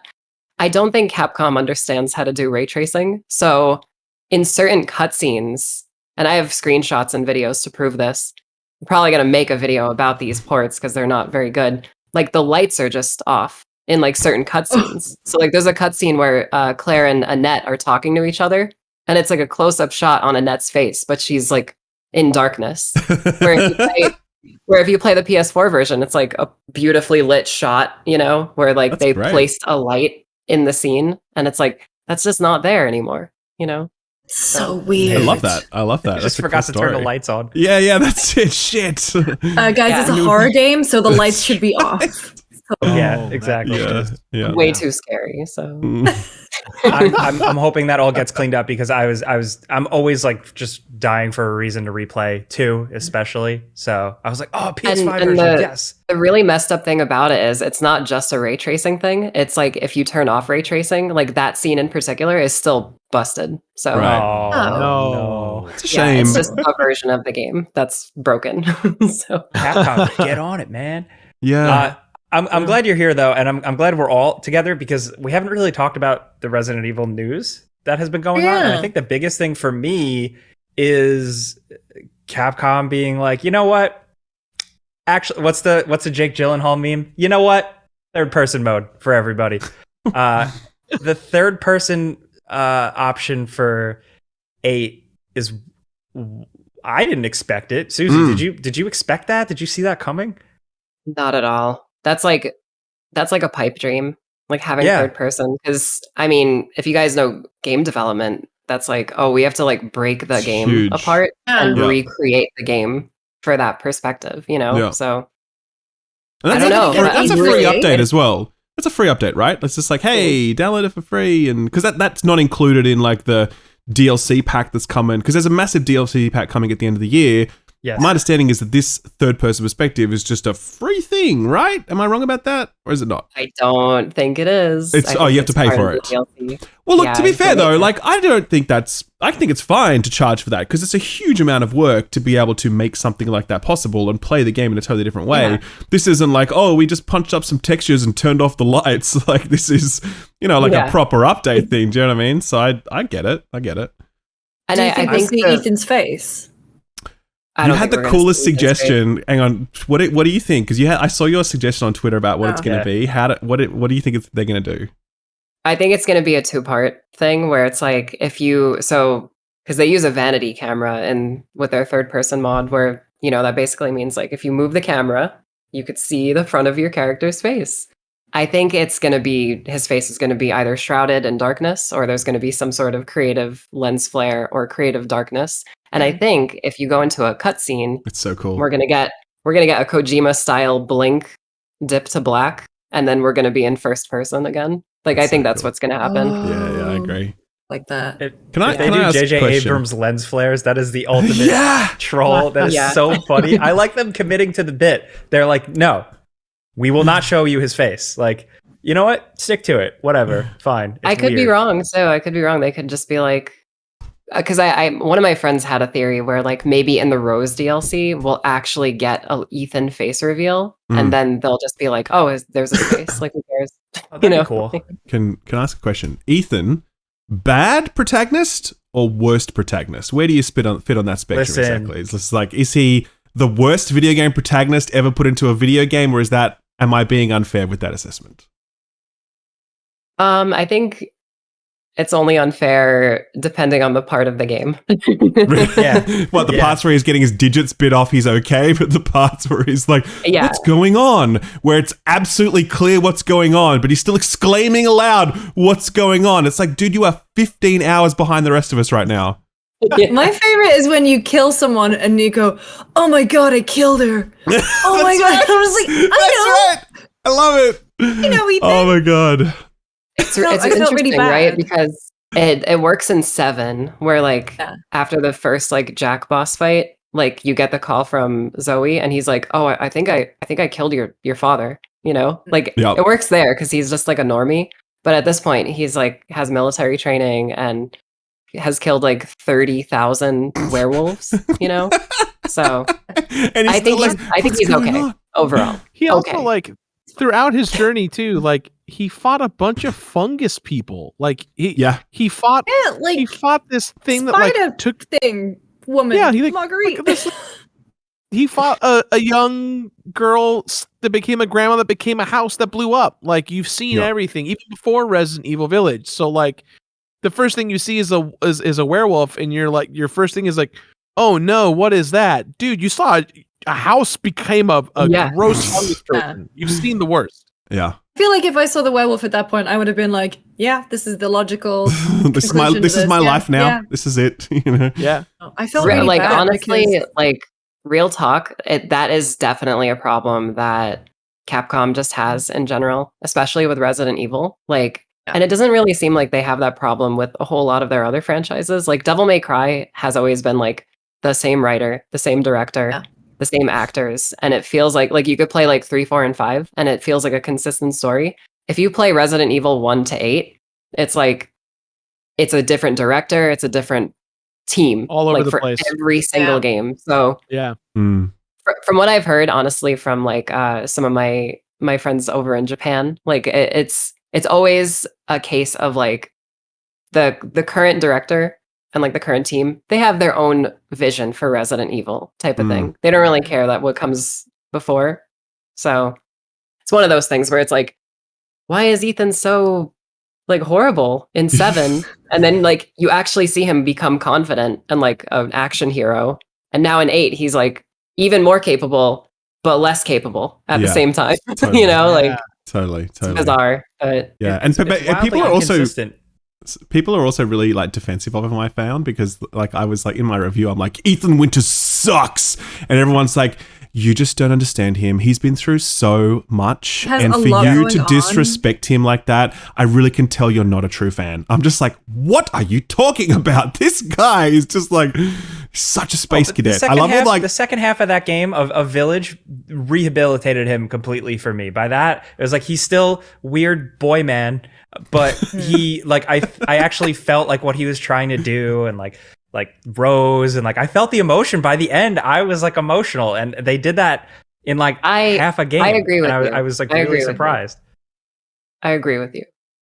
I think Ralph, honestly, I think you're not a true fan. You don't understand what he's been through. nitpicking and biased. That's what it is. I have a problem with Chris Redfield in Village because I feel like Too hot. He's too just- hot. Well, I agree. Yeah. Can never be too Sorry, hot. Ethan. Oh God, shivers every time. Well, I feel like I missed something every time I see him in this new Resident Evil 7 or Village format of like, I feel like there's a chapter or something that I've missed where Chris Redfield became like not a bad guy but not a good guy, like almost like an like a anti-hero. Badass is the term you're looking for. He was already badass though, you know Now, what I mean? but now Like, now he's a badass. You know, that's just Badass. one step above. That's the Badass. British. That's British- right. That's the a British. bad American Hell of a ride, though. I mean, badassery. he went from he went from generic guy to kind of like a little bit of an anime guy in Code Veronica, and like then he was like tough guy in 100% 5, anime. and it's been a journey for him. Yeah, totally. Well, It's I mean, fun- if it helps, Lucy, his face model is British, so he is in fact a I badass. always knew there was a Good to know. connection. Good for Okay. you guys. That's That's- it. never too late, Lucy. It's never too late. So with that inconsistency, it leads me to wonder like what's next? What's the plan for the next Resident Evil game? Like, you know, there's so many questions about with the Winter Saga being wrapped up with the Rose DLC, or somehow are we going to have another mainline numbered Resident Evil game with Ethan or with Rose? Like, I have no idea where they're going, and it's kind of weird, but also I'm kind of just here for the ride, so let's see what happens. But like, how are you guys like hot or cold on that? Suzi. You want me to go first? Yeah, definitely. Well, Should have so- thrown out a name. I think the DLC is definitely going to wrap up the Winters family storyline, even though the main game kind of does that as well. But I really don't see the mainline series going in the mold's like threat infection anymore. I feel like whatever comes next is probably going to be a completely new thing, or probably a remake.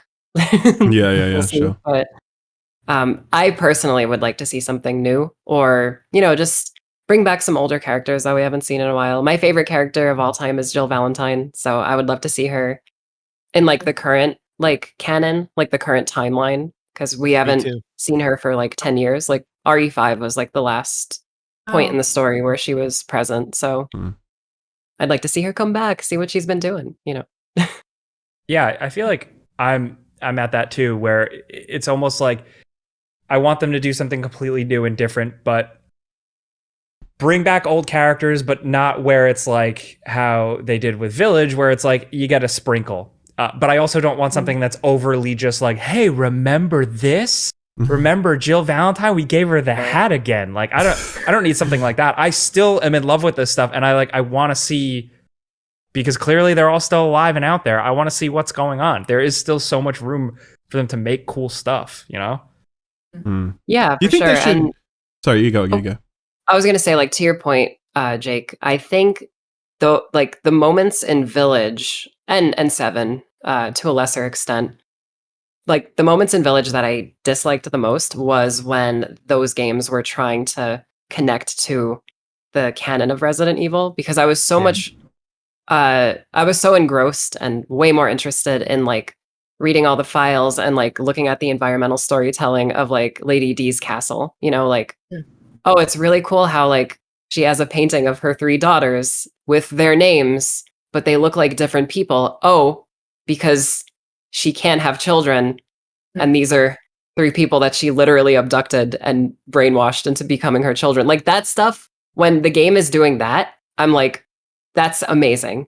But then when it's like, here's a 13-page file, it turns out Spencer was actually here when he was a little kid, and he discovered the mold with Mother Miranda, That's but where I pumped also the his brakes. entire goal in life is to have eternal life. But he said, "Sorry, Mother Miranda, this is a little too crazy for me." And it's like, Yeah. your thing is right Yeah. there, dude. Like, do Totally. it. Like, it's so lame to me, and like that's why I'm hoping like with the DLC they wrap it up and then we do something new, or like you said, Jake, like just do something new with the established characters that isn't like trying to shoehorn Resident Evil into like a new story. You know, like do it from the with ground that, up to like, make sense. So with kind of jumping off of what Suzi said with Resident Evil moving on after this, possibly, do you guys think that 7 and Village did enough?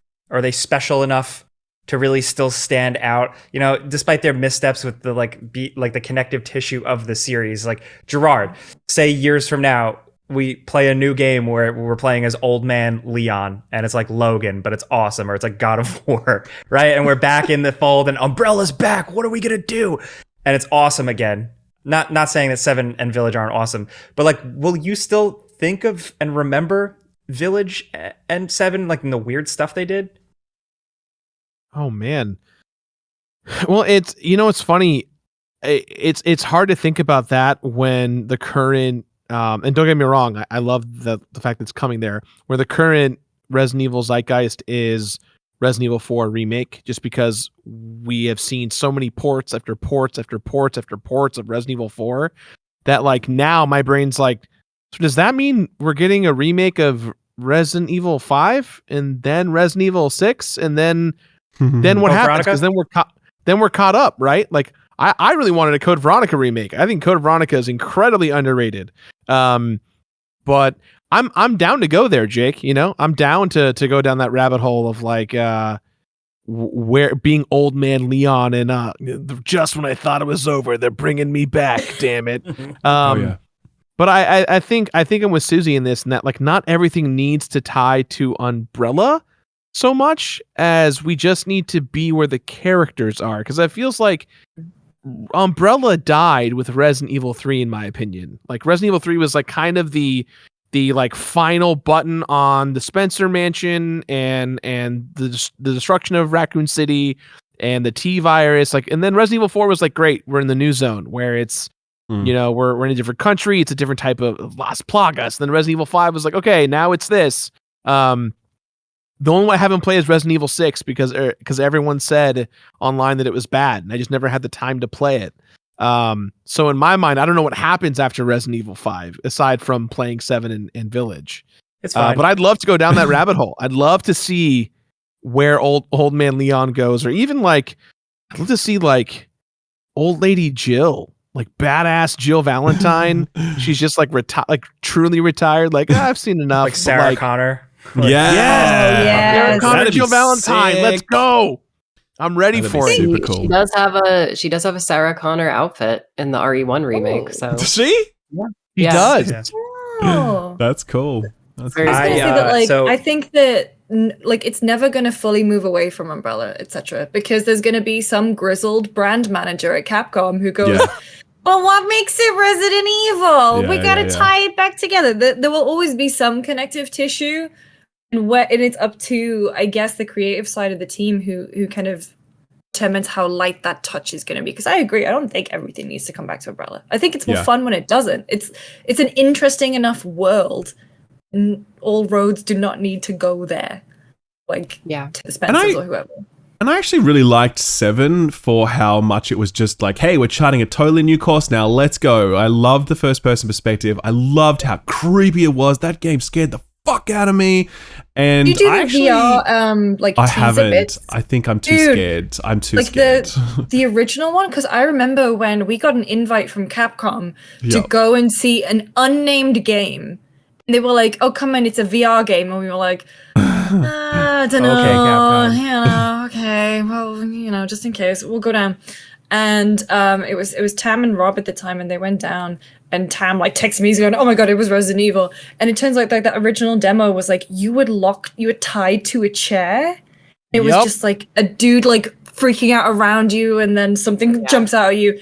And yeah, the person that we sent almost had a panic attack. Nice. Because it That's was so awesome. scary. There's a part Yeah, where that's- you can't move in the chair, and there's a part where like this, because it's like this lady. It's basically Mia from 7, but you don't know yet because Like, you does don't even know this that it's Resident move? Evil. There's a part where Right. she like comes over you and she's like Ooh. locked into your like vision. So if you look, wherever you look, her head is right there. Like, and it's fucking terrifying. It's called the Kitchen Demo, by the way, if you want to look it up. That's so Like, cool. Yeah. Yeah. See, I really love that, all that stuff with 7. And that's actually, I didn't love 8. Like, I really respected it as a product. And I'm like, hey, this is really well made. And I get how this is kind of this awesome amusement park full of lots of different things. But I think it really stepped back a lot from how just fucked up and creepy and weird 7 was, you know? And I was just hoping it would stick with that a little bit more. But at the same time, yeah, like, maybe it just needs to go an entirely different direction. Maybe it's not Umbrella. Maybe it's not the mold. Maybe it's its own totally new cool thing. And I'm down for that. Because at this point, I just have enough trust in them to do a good job. You know, like we've had 2, 3 remake, which are incredible. You've had 7, which was amazing. Everyone loved 8. You know, like that's 95% overwhelmingly positive on Steam. Just like incredible response to that game. Game of the Year awards out the arse. So they know what they're doing, you know what I mean? And I trust them to do cool stuff. And I would actually kind of be bummed if they just sort of regress back to familiar characters, Umbrella, like whatever else. I reckon shoot the moon, do some crazy new shit, because I really loved what they did with 7. So yeah. Or if you are going to Sorry, go Right. ahead, Lucy.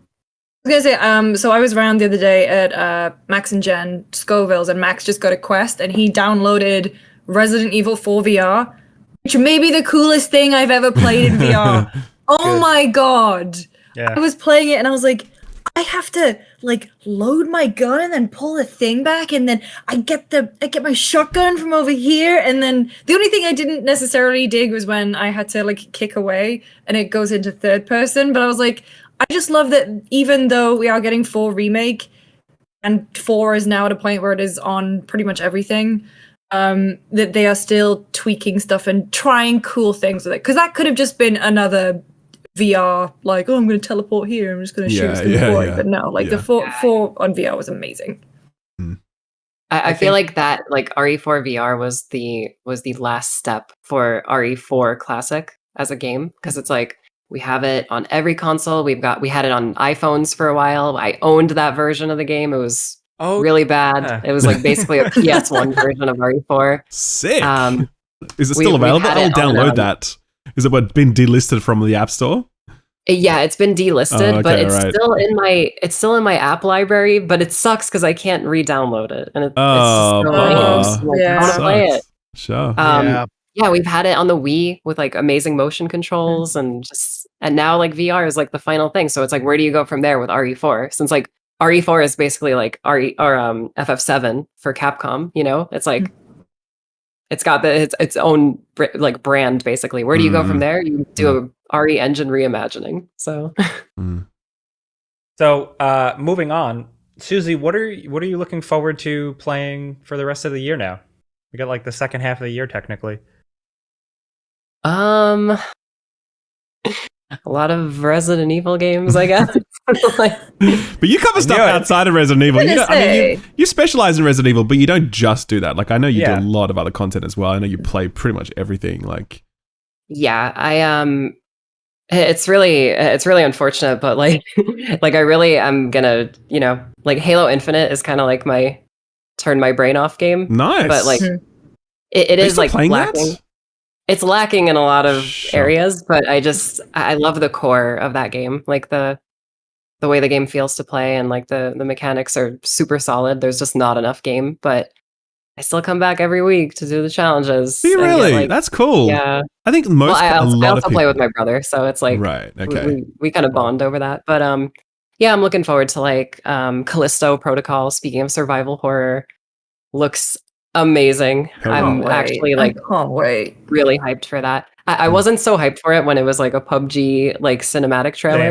I was like, that's gonna suck. And then I saw the gameplay and I was like, oh my god, it's like it's like RE Engine Dead Space, basically, but yeah, so that I'm looking forward to. I think Bayonetta 3 comes out this year, right? Or no? Still listed. I don't think it's so. still listed as this year. Why would Nintendo lie to me? Everyone that I've industry insiders, whatever, they're all so silent on it. Everyone's like, well, this is Nintendo's lineup. It's Fire Emblem 3 Hopes, it's Xenoblade, it's Splatoon, and now there's rumblings of Metroid Prime Remake. And they're like, that's the lineup. And no one's saying, oh yeah, definitely Bayonetta's still coming this year. That's going to be Nintendo's big thing at the holidays. No one's saying that. So I'm wondering if people just forgotten it or if everyone just assumes that it's been bumped to next year. I don't know. Why? I'm sorry, Metroid Prime Remake? Not remake. Sorry, not remake. You're right. Trilogy. No, port. Like oh my god, a port, I had a heart attack thing. for a No, second. port. Yeah. I always accidentally do that. It is not a remake. It is a re-release, remaster. Remaster? That's what I guess we would call it. Or even just a re-release, probably. It's probably just a re-release. It's not even announced yet. It's just knowing Nintendo, it's just a re-release. Yeah, it's a port. $60 of the worst version. And it will be $60, absolutely. Plus the amiibo. Yeah, it'll have less features, but you can play a CD track. Yep. Yay. I hope Bayonetta squeaks out this year. I need my hair mom badly. I feel like that would be a perfect game to round out the end of the year. I call her my best bitch, and I hope everyone knows that I mean that with the most love possible. Respect. Yeah. I love her so much. She's my best bitch. Yeah.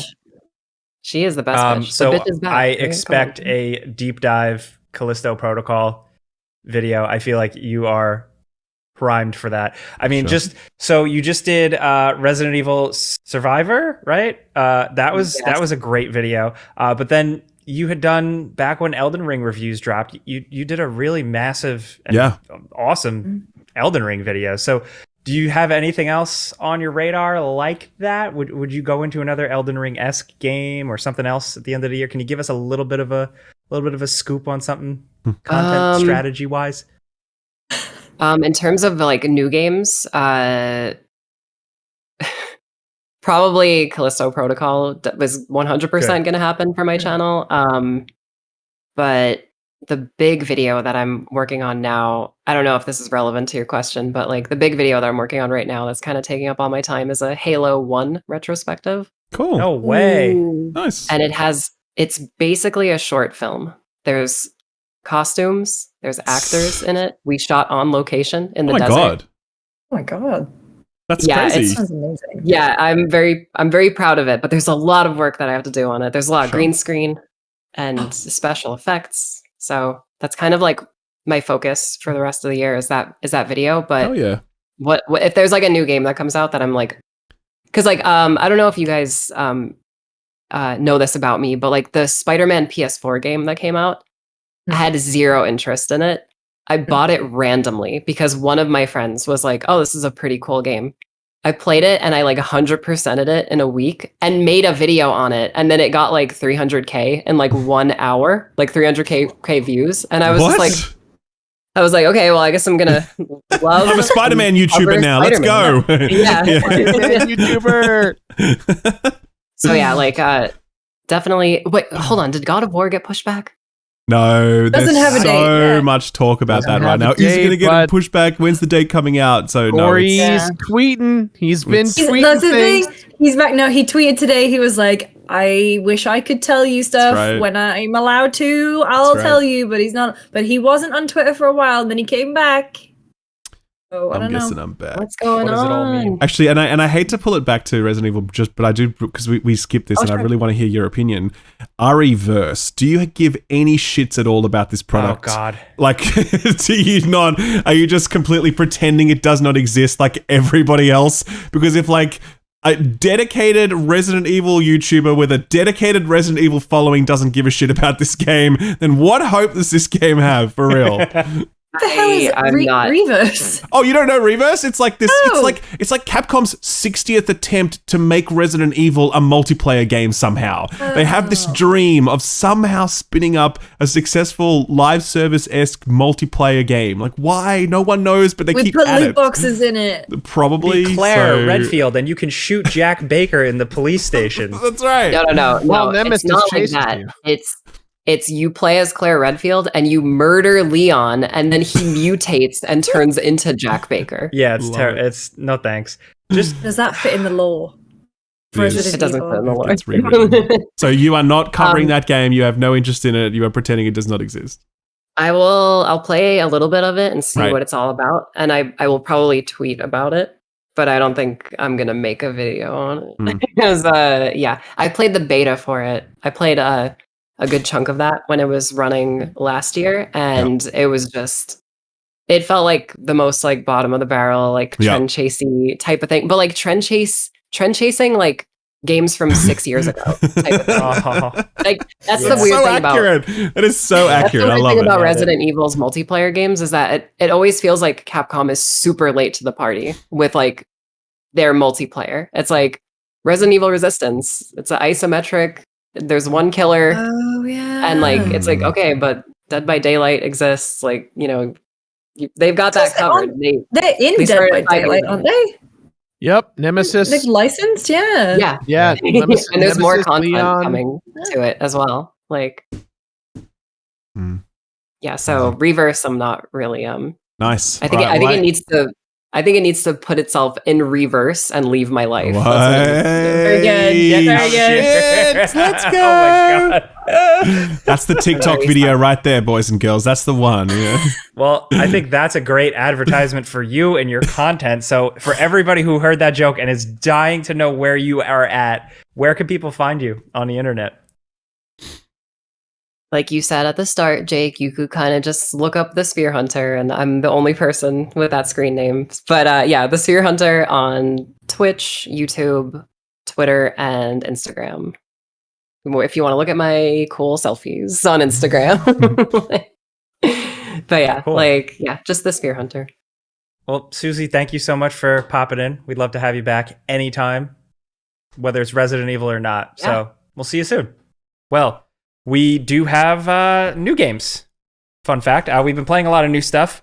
So we're going to run down the list of games that are out at the time of you listening or watching this video. The biggest thing to drop, I think for some of you guys, is Neon White. Who played Neon White? Me, please. Lucy, you should start. Go ahead. Oh God. Okay. Pitch us. Sell us on Neon White. I don't know The a pitch of Neon thing White. about it. And my cat is freaking out because she's like, I've seen you lose yourself to this game over the past few days. If you've ever watched, and this is kind of perfect timing because GDQ is on at the moment, which is an amazing event. They do speedrunning video games charity. If you've ever watched a speedrun and you're like, I want to know how to do that, Neon White is a game that essentially teaches you how to speedrun in a way that's very, teaches you how to speedrun, because the basic premise is you are a bad guy, you're called Neon White, you are brought to heaven, and they tell you there's an infestation of demons. If you clear out all of the demons, you will get a spot in heaven. That's the main conceit of the story. There are other neons, so there's like Neon Violet, Neon Red, Neon Green, who it seems that you have some connection with. You've lost all your memories. And so that's kind of the story element. There is a visual novel, like social simulator sort of aspect to it, where you find presents for the other characters, but you have to perform specific tricks to get the presents, like specific parkour kind of speedrun tricks to get them. And then you build up relationships and kind of the story unfolds that way. Genuinely, story, I can take it or leave it. The gameplay, though, oh my God. It's not just like getting from point A to point B.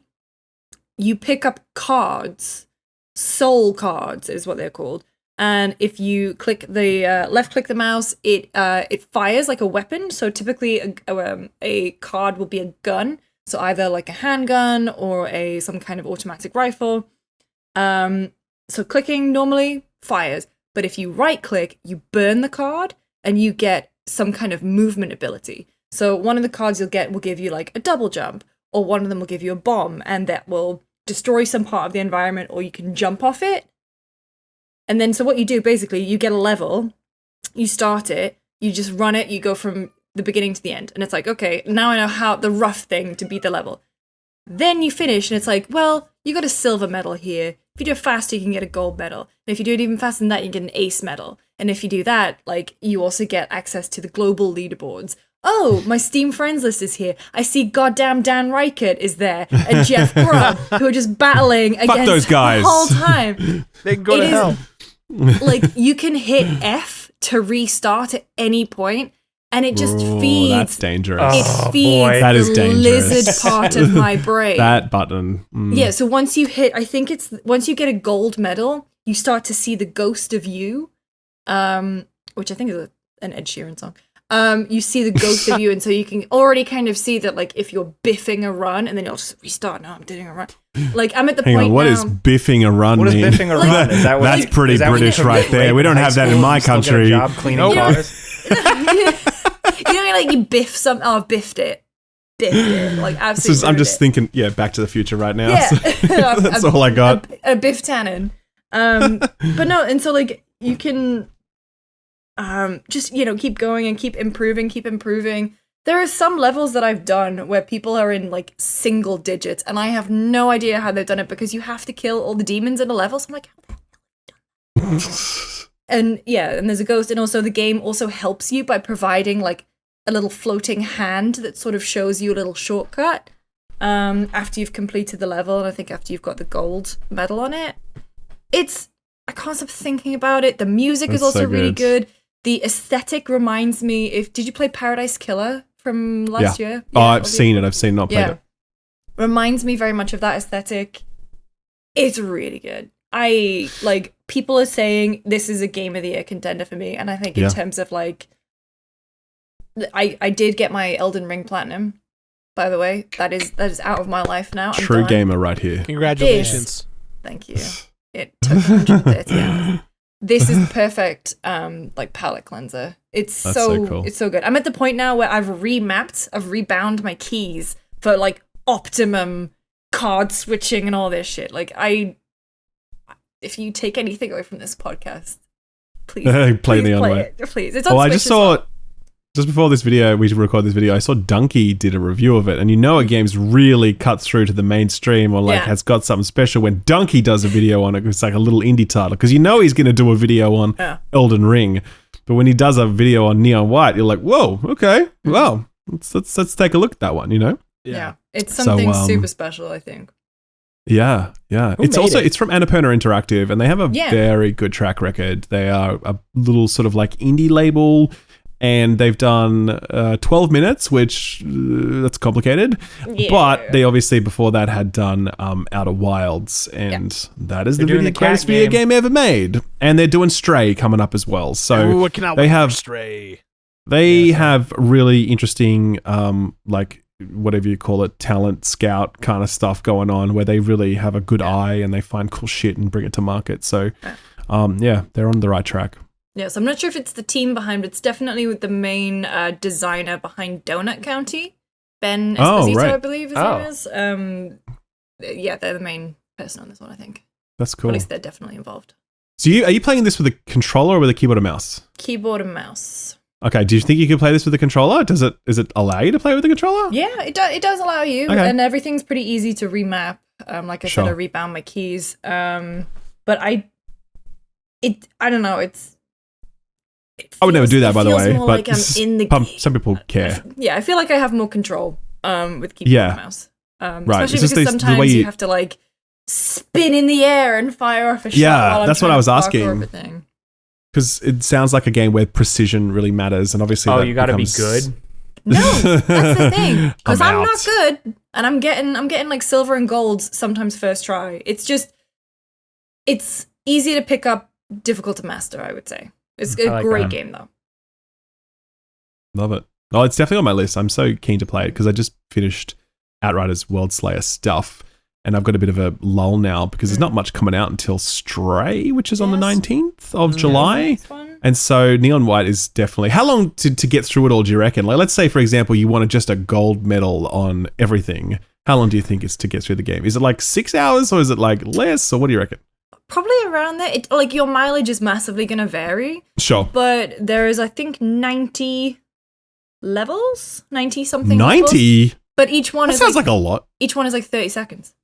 Oh, okay. Seriously, Like lizard brain shit. Like, Got it.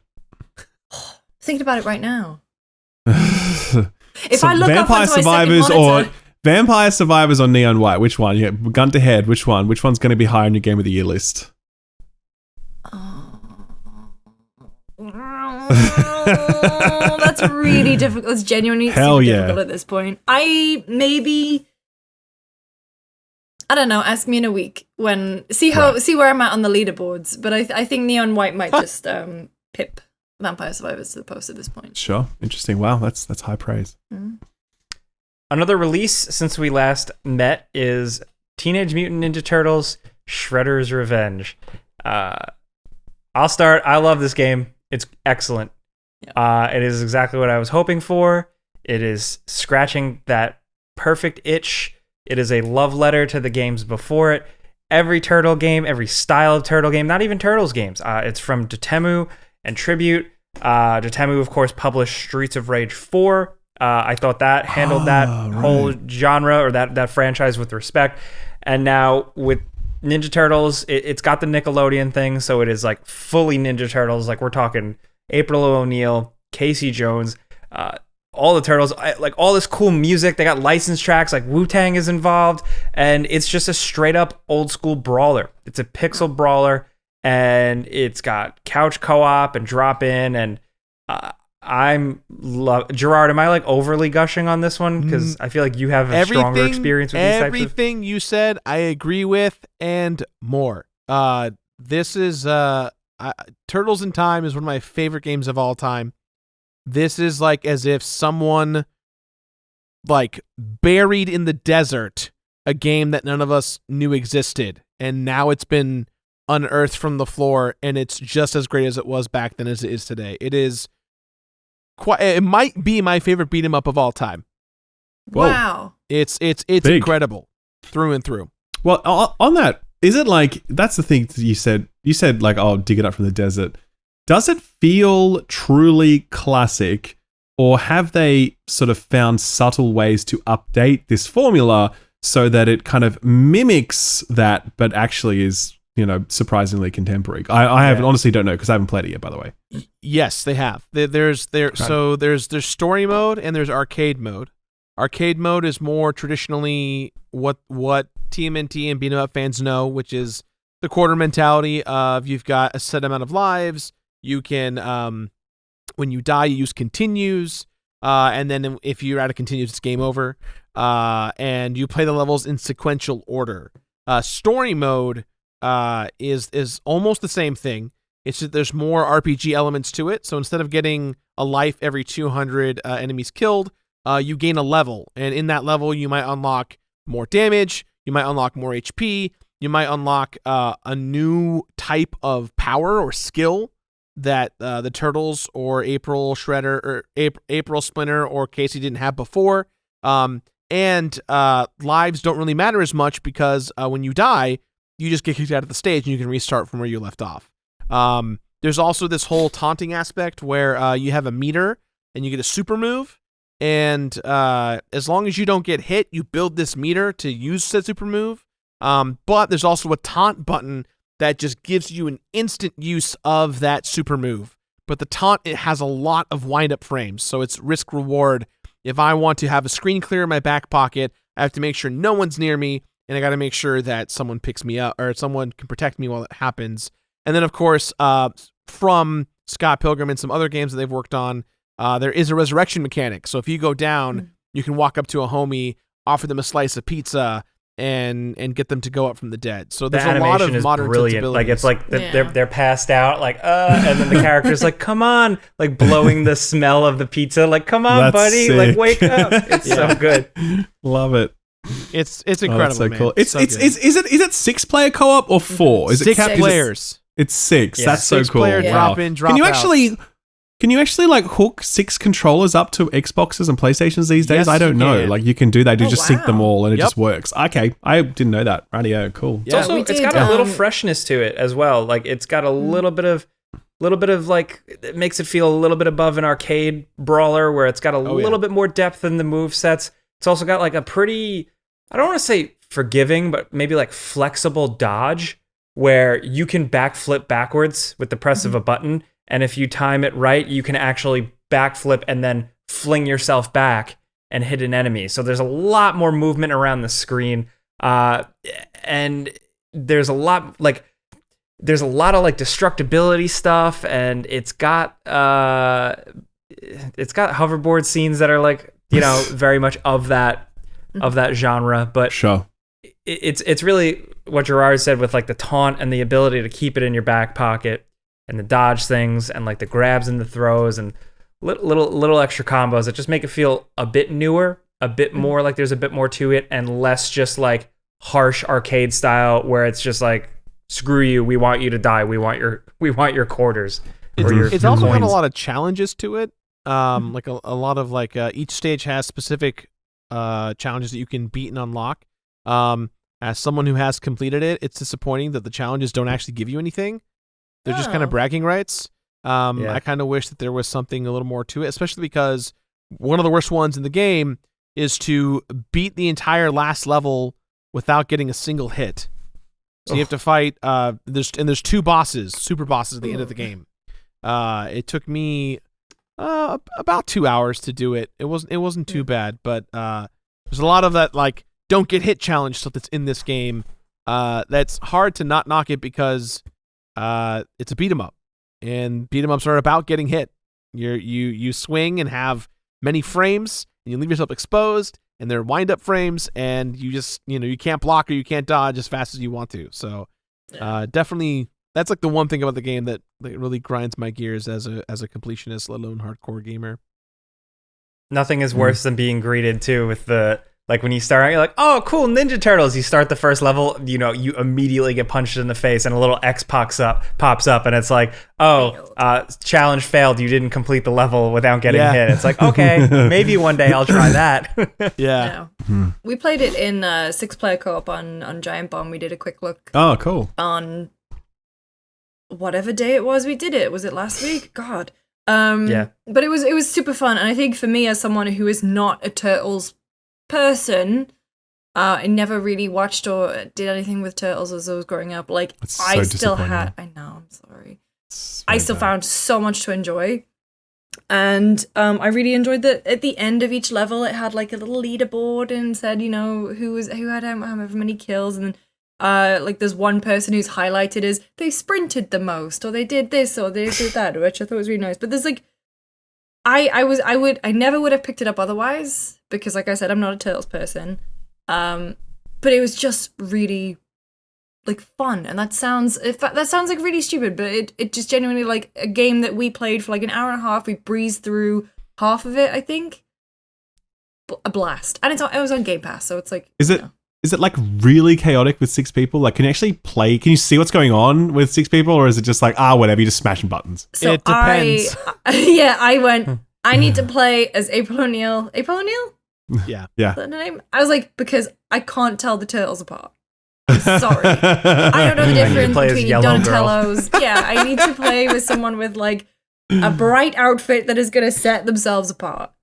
But no, it was great. And also she's actually quite powerful. Yeah. So they're all kind of usually in the Turtle games like they have subtleties, but like they're a lot more diverse in this game. You really it's nice. Their personality wise and even stat wise, there's like Leonardo is well rounded, Michelangelo's a bit faster, Donatello has more range, Raph is stronger.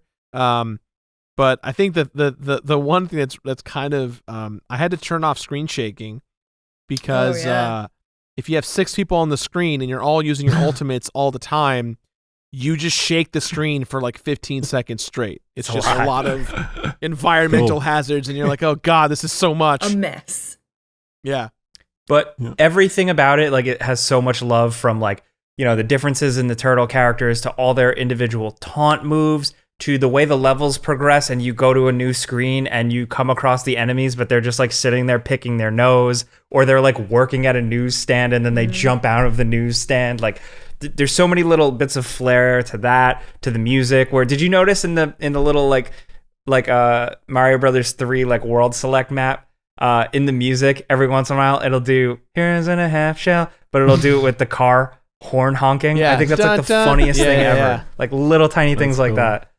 It's really good for that. Like all just like smile time, 100%. That's a corny phrase, but yeah. All So time it's the like whole it's time. what it's 3 hours long. You reckon? Is that like how 3 long? hours is Yeah. is about Yeah. if you're doing a straight playthrough, 3 hours is about as Nice. accurate as it needs to be. But there are other modes, so it's not there's online, there's story and arcade, which are distinctly a bit different. But yeah, it's about 3 hours to get through like a full playthrough with your friends.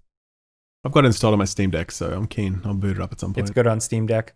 Yeah, I'm biased, but you know. Yeah, sure. Next up, we have Sonic Origins. Somebody here has definitely touched that. Oh boy. Take a guess. Yes, I have. Is it as bad as they say? Question mark.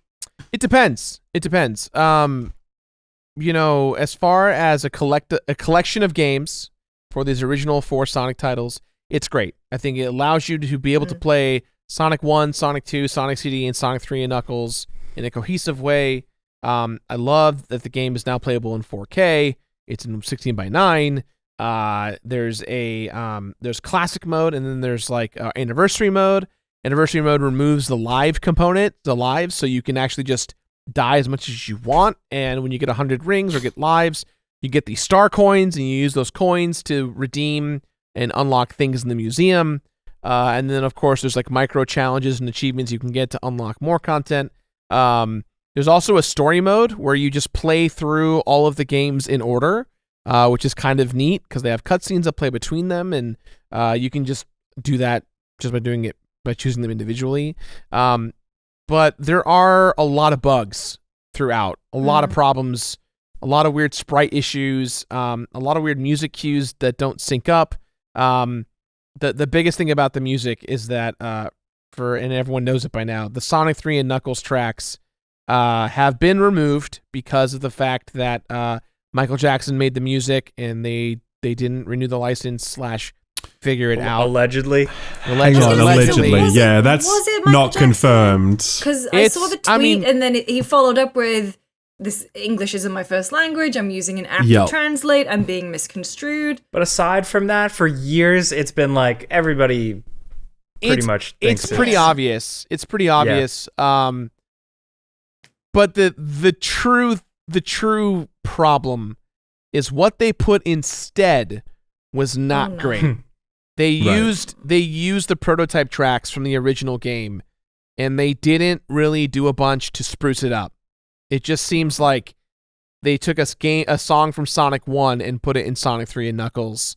You don't really get the vibe that you're in Carnival Night Zone or in the launch base zone. Like it just doesn't work.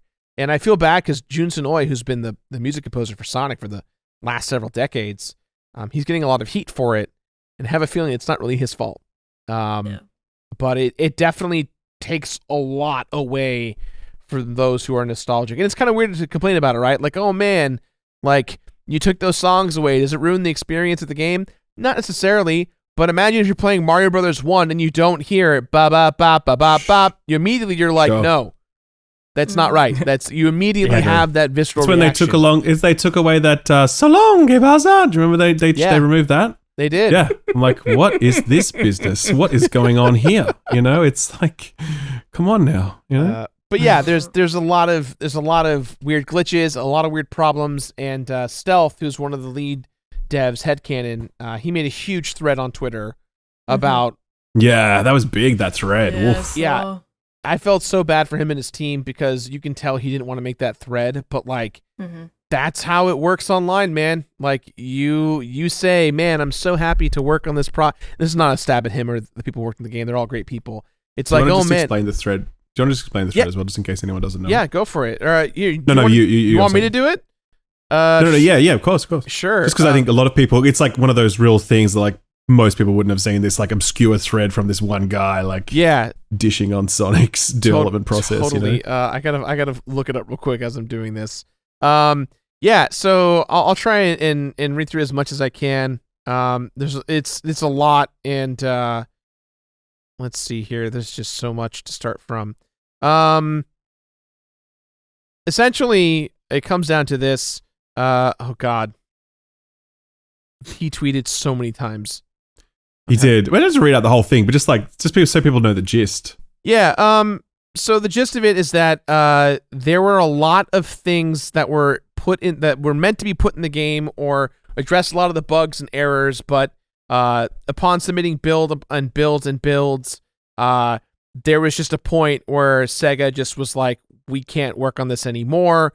And the conceit that Stealth was really trying to put into it was, hey, like, is there a plan to support the game via updates, via DLC content? We would like to try our best to fix it. Here's a tweet, regarding Origins, we were Outsiders creating a separate project that was then wrangled into something entirely different. We knew going in that there would be a major time crunch. We worked ourselves into the ground to meet it just so this would even be made and released. And they, Stealth goes on to say that they take responsibility for the team and their mistakes. Some actual mistakes, some overlooking, some rush jobs and stuff they noticed, but they were not allowed to correct it near the end. And it's very complicated for them. They asked to do major fixes near the end, but they were not allowed to do submissions or approvals. So, this is a thing where they take responsibility for some of these bigger issues, but at the same time, Sega wouldn't let them fix it, no matter how much they kind of yelled from the heavens. And of course, everyone online is either in support or scrutiny of it because, Headcan and his team just wanted to go, we wanted to fix it and we couldn't. And yeah, they didn't speak out because of fear of Sega, which is a fair sentiment. You don't want to get yelled at the hand that's feeding you, especially when you're being attached. Good on him. Good on him for protecting the reputation of what he's built and his people and whatever else. Well, at the same time, we don't know what he said is true. We're just taking him at face value. Maybe he's whatever. You never really know with these things. But Sega do not have a great track record with managing the Sonic franchise. It's kind of their thing where they just consistently find new ways to fuck it up. So I'm inclined to believe him. It's likely true. It's a bummer. Man. I'm hoping that maybe something can happen and they end up being able to fix it, spruce it up, because it would be nice for a good kind of solid, definitive package out there for Sonic, because there's newfound Sonic popularity. So for the average person to just go, oh yeah, let me grab the old Sonic games again on PS5. It deserves a bit more love and care. The films have catapulted the success of Sonic to a different realm. People are playing. This is their first time playing a Sonic title. I have nephews and nieces who want to play Sonic, and this is their first time ever getting to play Sonic 1, Sonic 2, Sonic 3 Knuckles, and Sonic CD. So they're not going to notice. They're not going to have any issues with the music. But to us who've been playing it for years, and we get little nuances, it's a problem. Us nerds. Another game that released is Fire Emblem Warriors 3 Hopes. So I played this, kind of brief, just because I didn't finish it. I just put up first impressions. It is a Warriors game with Fire Emblem. So I didn't really play too much of the first one. I spent more time with this one, and it clicked. I was like, really? Oh, this makes sense. Like the marriage of these two genres, the run around on a battlefield and slaughter 1 million men with a pole staff, and then the Fire Emblem, let's go back home and talk about our strategies and be friends with each other and plot everything out, and the politics and the kings and the queens. It's a really good mix, and it serves as kind of like a what if kind of cool fun thing spin-off of Three Houses, which I did enjoy, the characters and the story from that, but I'm not the biggest into that gameplay. So for this game, where I could get a similar type of strategy RPG experience and character-based experience, but then the raw gameplay is me just mercilessly summoning a tornado to kill a battalion of soldiers, Dynasty Warriors style. It's pretty cool. The game looks like poo-poo. It does not run very well, and it's a shame. On the Nintendo Switch? What? Yeah, who would have thought? What? How dare you say those words? I know, but there are the cool game character looks like designs, poo-poo. stuff like that, and it's so much fun to plot out how you're gonna like siege a castle town or dominate a battlefield and like hold capture points and send your guys over there, and then you can quickly swap between them, and every player feels different. And then the fact that some of those people that you're playing as are people that you grew to love in Three Houses, or you kind of grew to know and understand in this game. It's nice. It really, you know, I'm not like a ride or die Fire Emblem person. I know people that are, but I was pretty into this. Do you reckon It's made me want to play Three Houses again, which I don't think was the intended effect. But I mean, I don't know, because like Persona 5 Strikers did not grab me. And Me maybe too. I really like Persona 5 Strikers, actually. I didn't touch that.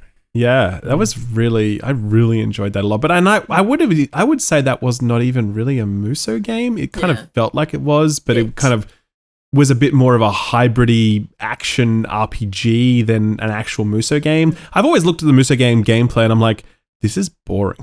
Like, whenever I play it, I just find it so spammy and just so much. It does still get repetitive, I will say. Yeah, I struggle with that a lot. So do you feel like there would be appeal to someone who's not big into Muso games or into Fire Emblem? Like, do you reckon, yeah, actually, you're going to stumble upon this thing and it's going to, like, anything like that? Or what do you reckon? I feel like you have to have some hook, some connection. hook into this, right. and some like you have to have a little bit of skin in the game for it. Where I think the Zelda ones are a little bit more like, I don't know, Zelda. Yeah. This I think is like a little more required reading or required genre knowledge. Yeah. So, but yeah, it's something. Don't write it off. I'm quick to write off these games, these spin-offs, and I'm glad I jumped into this one. I have heard good things about the series though. Like it's a well-respected spin-off. Like no one sees it as kind of a phoned-in kind of like, you know what I mean? So they really do kind of like, it almost makes sense for them to do this more than like the last Dynasty Warriors game was not received super well. Like this seems to be like a cool thing that's working for some of Koei Tecmo. It's a sick collab. Yep. Sick. We also have, just like us, lol, Outriders Worldslayer. Now, oh yeah, sure, Ralph, this is all you, man. Yeah, I played this. I liked it. Did you guys play the original Outriders back in the day? Last year. Back in the day. Outriders was last year, by the way. Shut up. No, I know, right? About it. Outriders was. It feels like a billion fucking years ago, but Outriders was April of last year. So not even that long. You could have told me it was 2020 on it, but I would have believed exactly. That's right. I really liked it. You liked it? Yeah. Yeah, I liked it too. It was just really buggy at launch. Yeah. And you know, back then I was like, this is a good game. I like it, and I recommend it. And people were like, this game fucking sucks. And now I'm like, okay, this is a okay-ish expansion. Like, it's fine, I think. It's, you know, the campaign will probably only run you about 3 hours ish to get through it, which is fine, to be honest with you. There's a lot of effort that's put into it, some good missions. But yeah, you're looking at about a 3-hour campaign. There's an end game activity that they've added, which is very grindy. Like, well, grindy is not quite the right word. The whole game is grindy because it's a looter shooter. That's how it's meant to be. Yep. It's more about repetitiveness, where you kind of look at it and you're like, hey, this is probably going to be a procedural roguelike thing. But really, it doesn't turn into that. Like, it has some variability, but nowhere near enough. And as a result, like, it just starts to feel pretty stale pretty fast. Plus, it's also very focused on co-op play. I got into a bit of trouble saying that in my review because I'm like, hey, the developers said that this is not intended for solo play. And like the Outriders community got really upset about that because they're like, no, that's misinformation.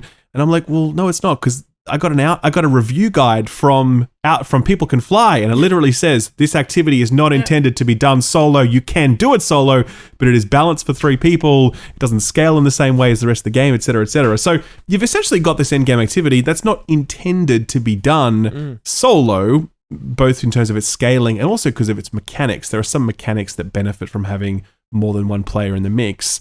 And I don't know, for a game like that, it just feels like not quite the right call. It feels like, I don't know, the rest of the game could be played solo. I'm not sure why they would abandon that focus in this endgame activity. There's a big expansion to the loot game. That's easily the best part of the whole package, where, you know, you basically got a 3rd mod slot on all your gear, so your builds get even crazier. But ultimately, like, I think Outriders is a really, really great video game that has a lot more potential than an expansion like this allows for. Like, I think if you took that that gameplay and that build craft and remix the gameplay formula around it, the kind of activities that you're doing, how diverse they became. I talked about stuff like raids, for example, or a true roguelike activity. That's the stuff I think that would really see this franchise grow. Yeah. What this expansion does is says, hey, here's more of the same, really doubling down on something that was already really good, making it better, sure, but I don't think this part of the game needed renovation. Like, I think the rest of it did. And if Outriders is going to thrive as a franchise the way I know People Can Fly want it to, I think this expansion is not going to be the thing that helps them build momentum. That's my guess. But that's it. I'm just surprised This is that a Square free Enix update, right, Ralph? was like, yeah, go ahead, dude, make some more. Sorry, Jake. What did you say? Sorry. Oh, I lost you Jake? guys for a second.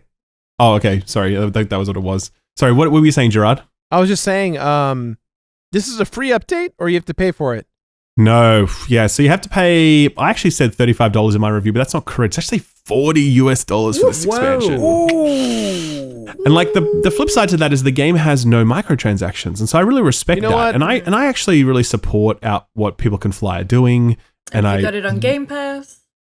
You can't get this. Oh, you bought the base game on Game Pass? If you got a base game on Game Pass and you haven't paid, correct. Yeah. Yeah. But certainly gun to head, if you would ask me, hey, is this worth $40? I'd be like, probably going to say no to that one. And I don't usually like making that kind of value equation with video games, but Right. I really do kind of feel this time that $40 is quite rich for what you're getting, but also comparative to the rest of the market. Like, compare this to a Destiny season, for example. This has significantly less content, I would say, than your average Destiny season. And a Destiny season is $10, and you get 4 of those a year. You know what I mean? As opposed to this is $40, and you're going to get one of these, for the next 18 months, most likely. So I don't like talking in those terms most of the time, but I do think that price point really invites that discussion. You know what I mean? Yeah. Sorry, Jake, you said you asked something and we lost you for a second. Oh, I was just surprised that Square Enix was like, yeah, go ahead. Let's keep supporting this.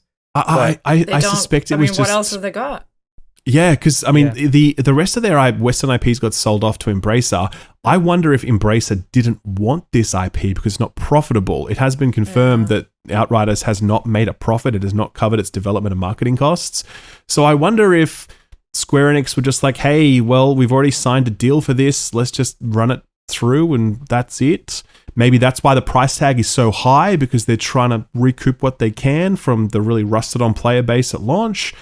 I don't know, man. There's something weird about this price point, to be honest with you. It doesn't quite make sense to me. I like People Can Fly, and I love I love how they build gameplay, and I like the way Outriders shoots and how the abilities work and stuff. I want to, what you were saying about how if it was in a different format, I am so there for that. Yeah, for sure. Well, in terms of other releases, we have Monster Hunter Rise Sunbreak, Escape Academy, and Cuphead, the Delicious Last Course DLC, which I'm jumping into for a video, but I haven't started that yet, but I'm looking forward to that. Yeah. So those I'm are really keen the for major Sunbreak, game actually. releases of, our little podcasting period.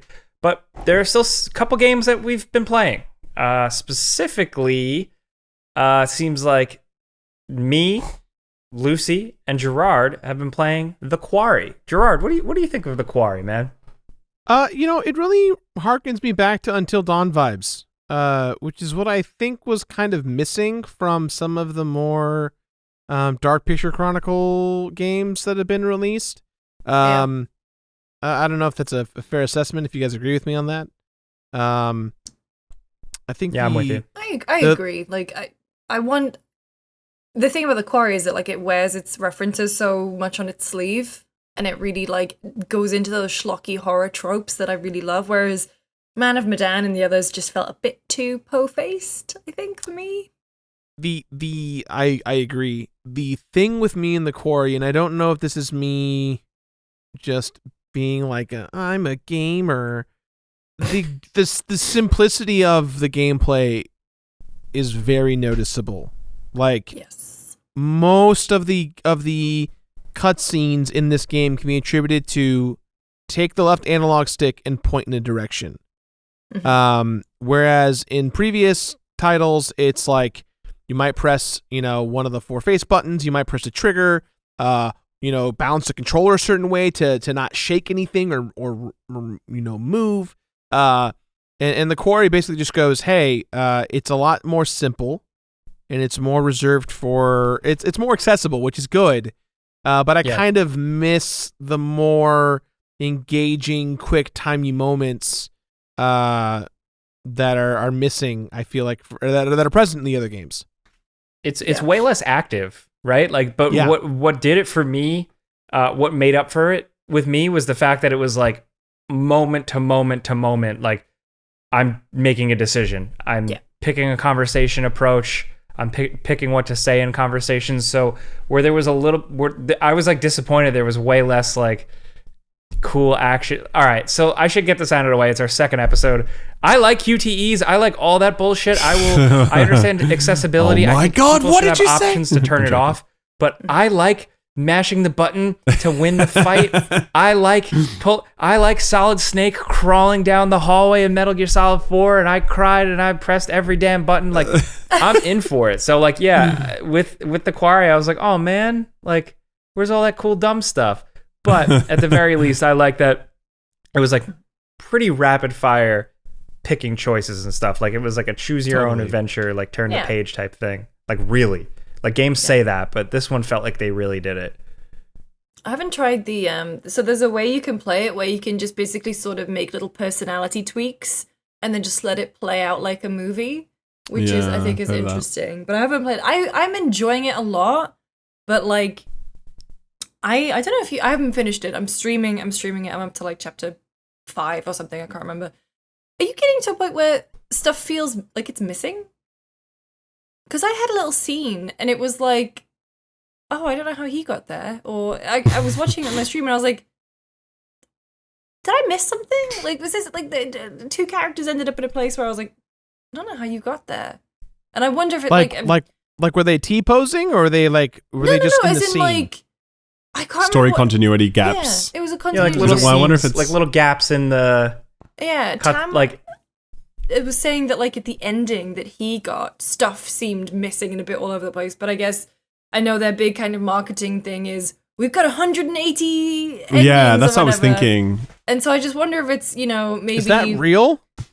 Yeah, maybe the cork. The cork board with the pieces of paper and the red string. I haven't finished the game yet, so I don't know yet. But hot damn, there's too many endings. There's too many endings. But no, I've only played through it once. How long did it take? I'm predicting that like some of those endings have to be like, in ending 182, this guy survives, but he's missing his hand, and in 183, he survives and he has both his hands.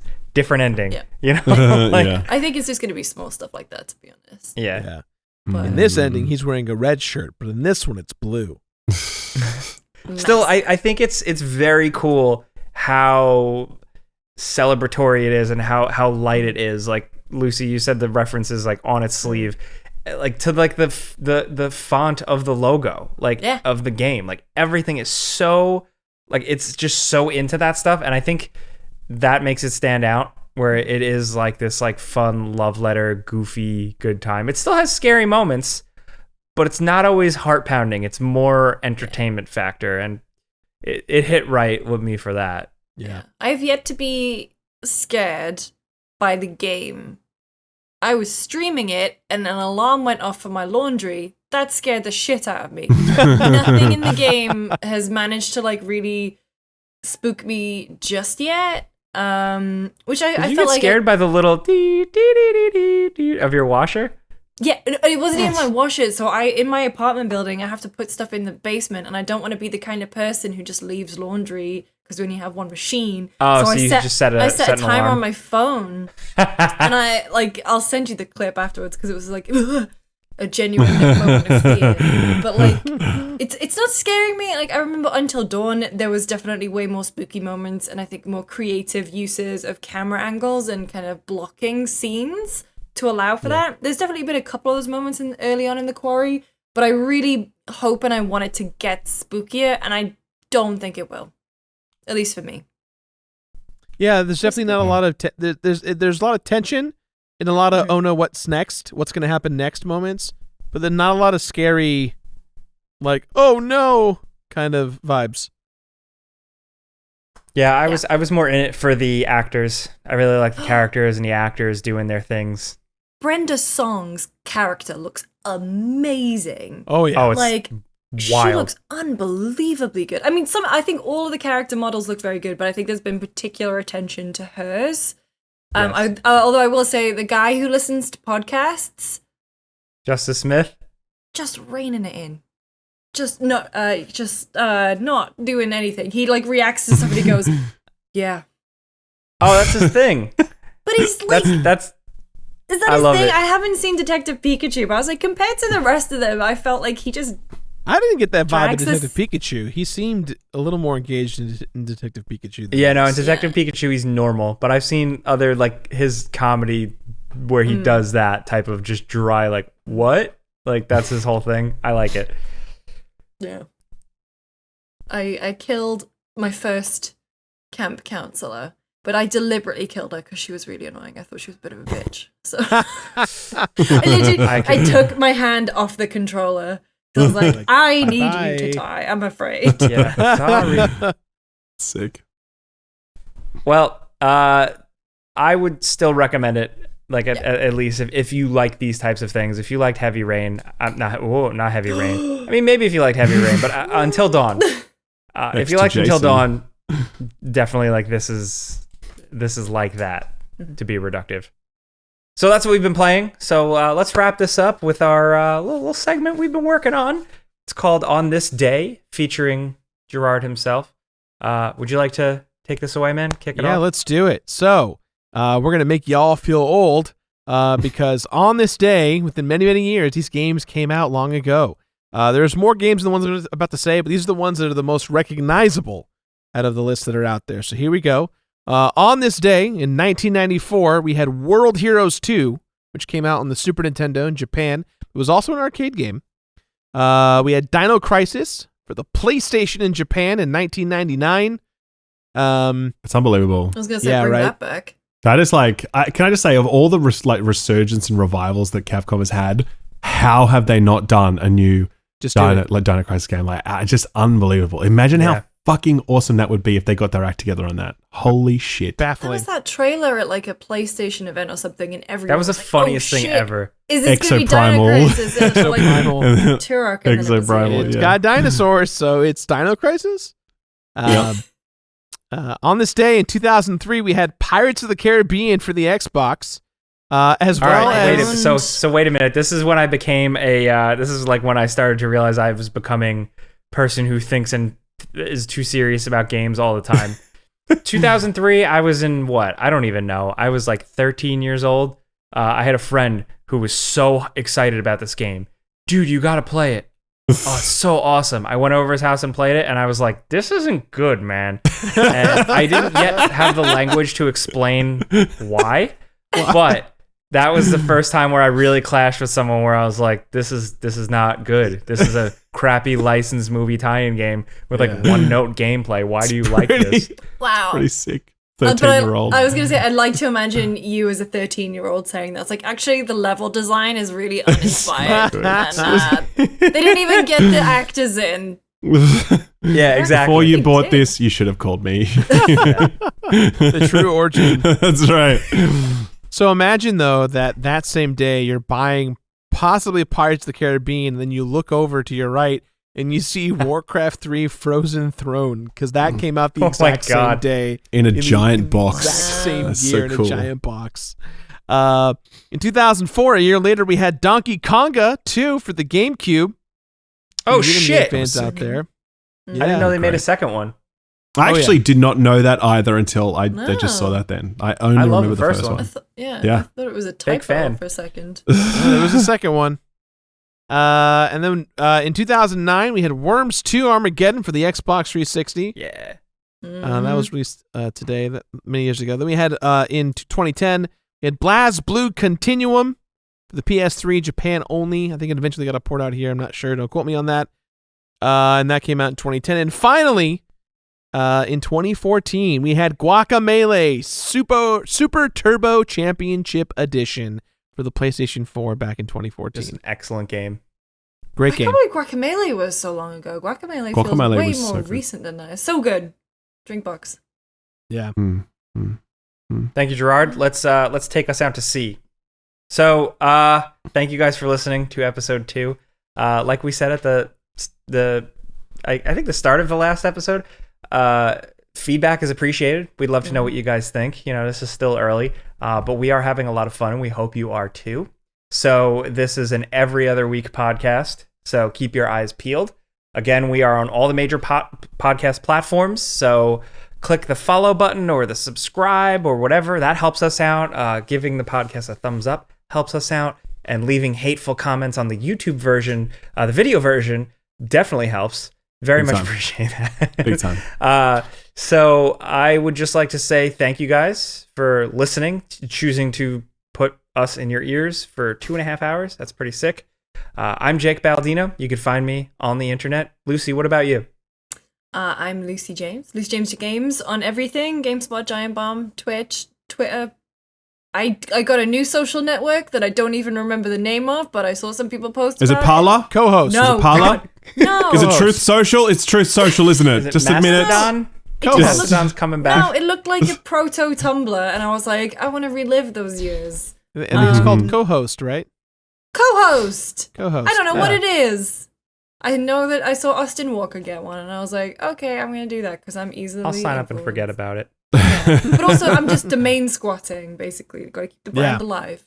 Yeah. Totally. That's me. Gerard? Yeah, I'm Gerard the Completionist. You can find me at Completionist or at The Completionist on everything from Facebook, Twitter, Instagram, Twitch, and YouTube. I'm that one video gamer because The Completionist was taken. And if all else fails, you can find me on G4 on your local TV or on the XPlay YouTube channel. Wish I was on TV. That'd be sick. Maybe my mom would take me seriously then. I'm on what TV? That's what you need. Yeah, or get That's in the right. newspaper. And then you're Like, then are you you're on real. the Fox News yet? No, Mum. That's later, I guess. When things get really dire, maybe I'll end up there. Ralph, So, promote for yourself now, on your own channel. I am Shill Up. You'll find me in the Destiny Tower too often, and here on this YouTube channel if you're watching on YouTube, and on the podcasty platforms with the podcasts, and that's it. That's me. That's I'm out. I'm done. You're doing TikToks Thank you now, guys and they are very very much. good. Oh, well, no, let's be real about that. Let's clarify TikTok being good, okay? That content is garbage, okay? I Total enjoy it. trash. You Well, come up on my For You page it's all the time. it's experimental figuring out how TikTok works, because it's crazy. Like, you upload a video and you're like, hey, here's a game. Boom. And then you play it and then it has like 300,000 views all of a sudden, because TikTok discovery is absolutely insane. And if you make like an amazing video on YouTube and put hours or months of work into it, and you put it up and you're like, hey, here's the video, it gets like 6 views. You know what I mean? Like, Yeah. So TikTok is strangely addictive. Very dangerous. That algorithm is going to kill the world. Yes, I agree with that, actually. In conclusion, thank you guys for listening, watching. We are Friends Per Second. Tie your shoes and go to bed, all right? Tie him. I love that. Go they to stick bed. with that. Yeah, seriously, go to bed, everyone. Damn it. Go to bed.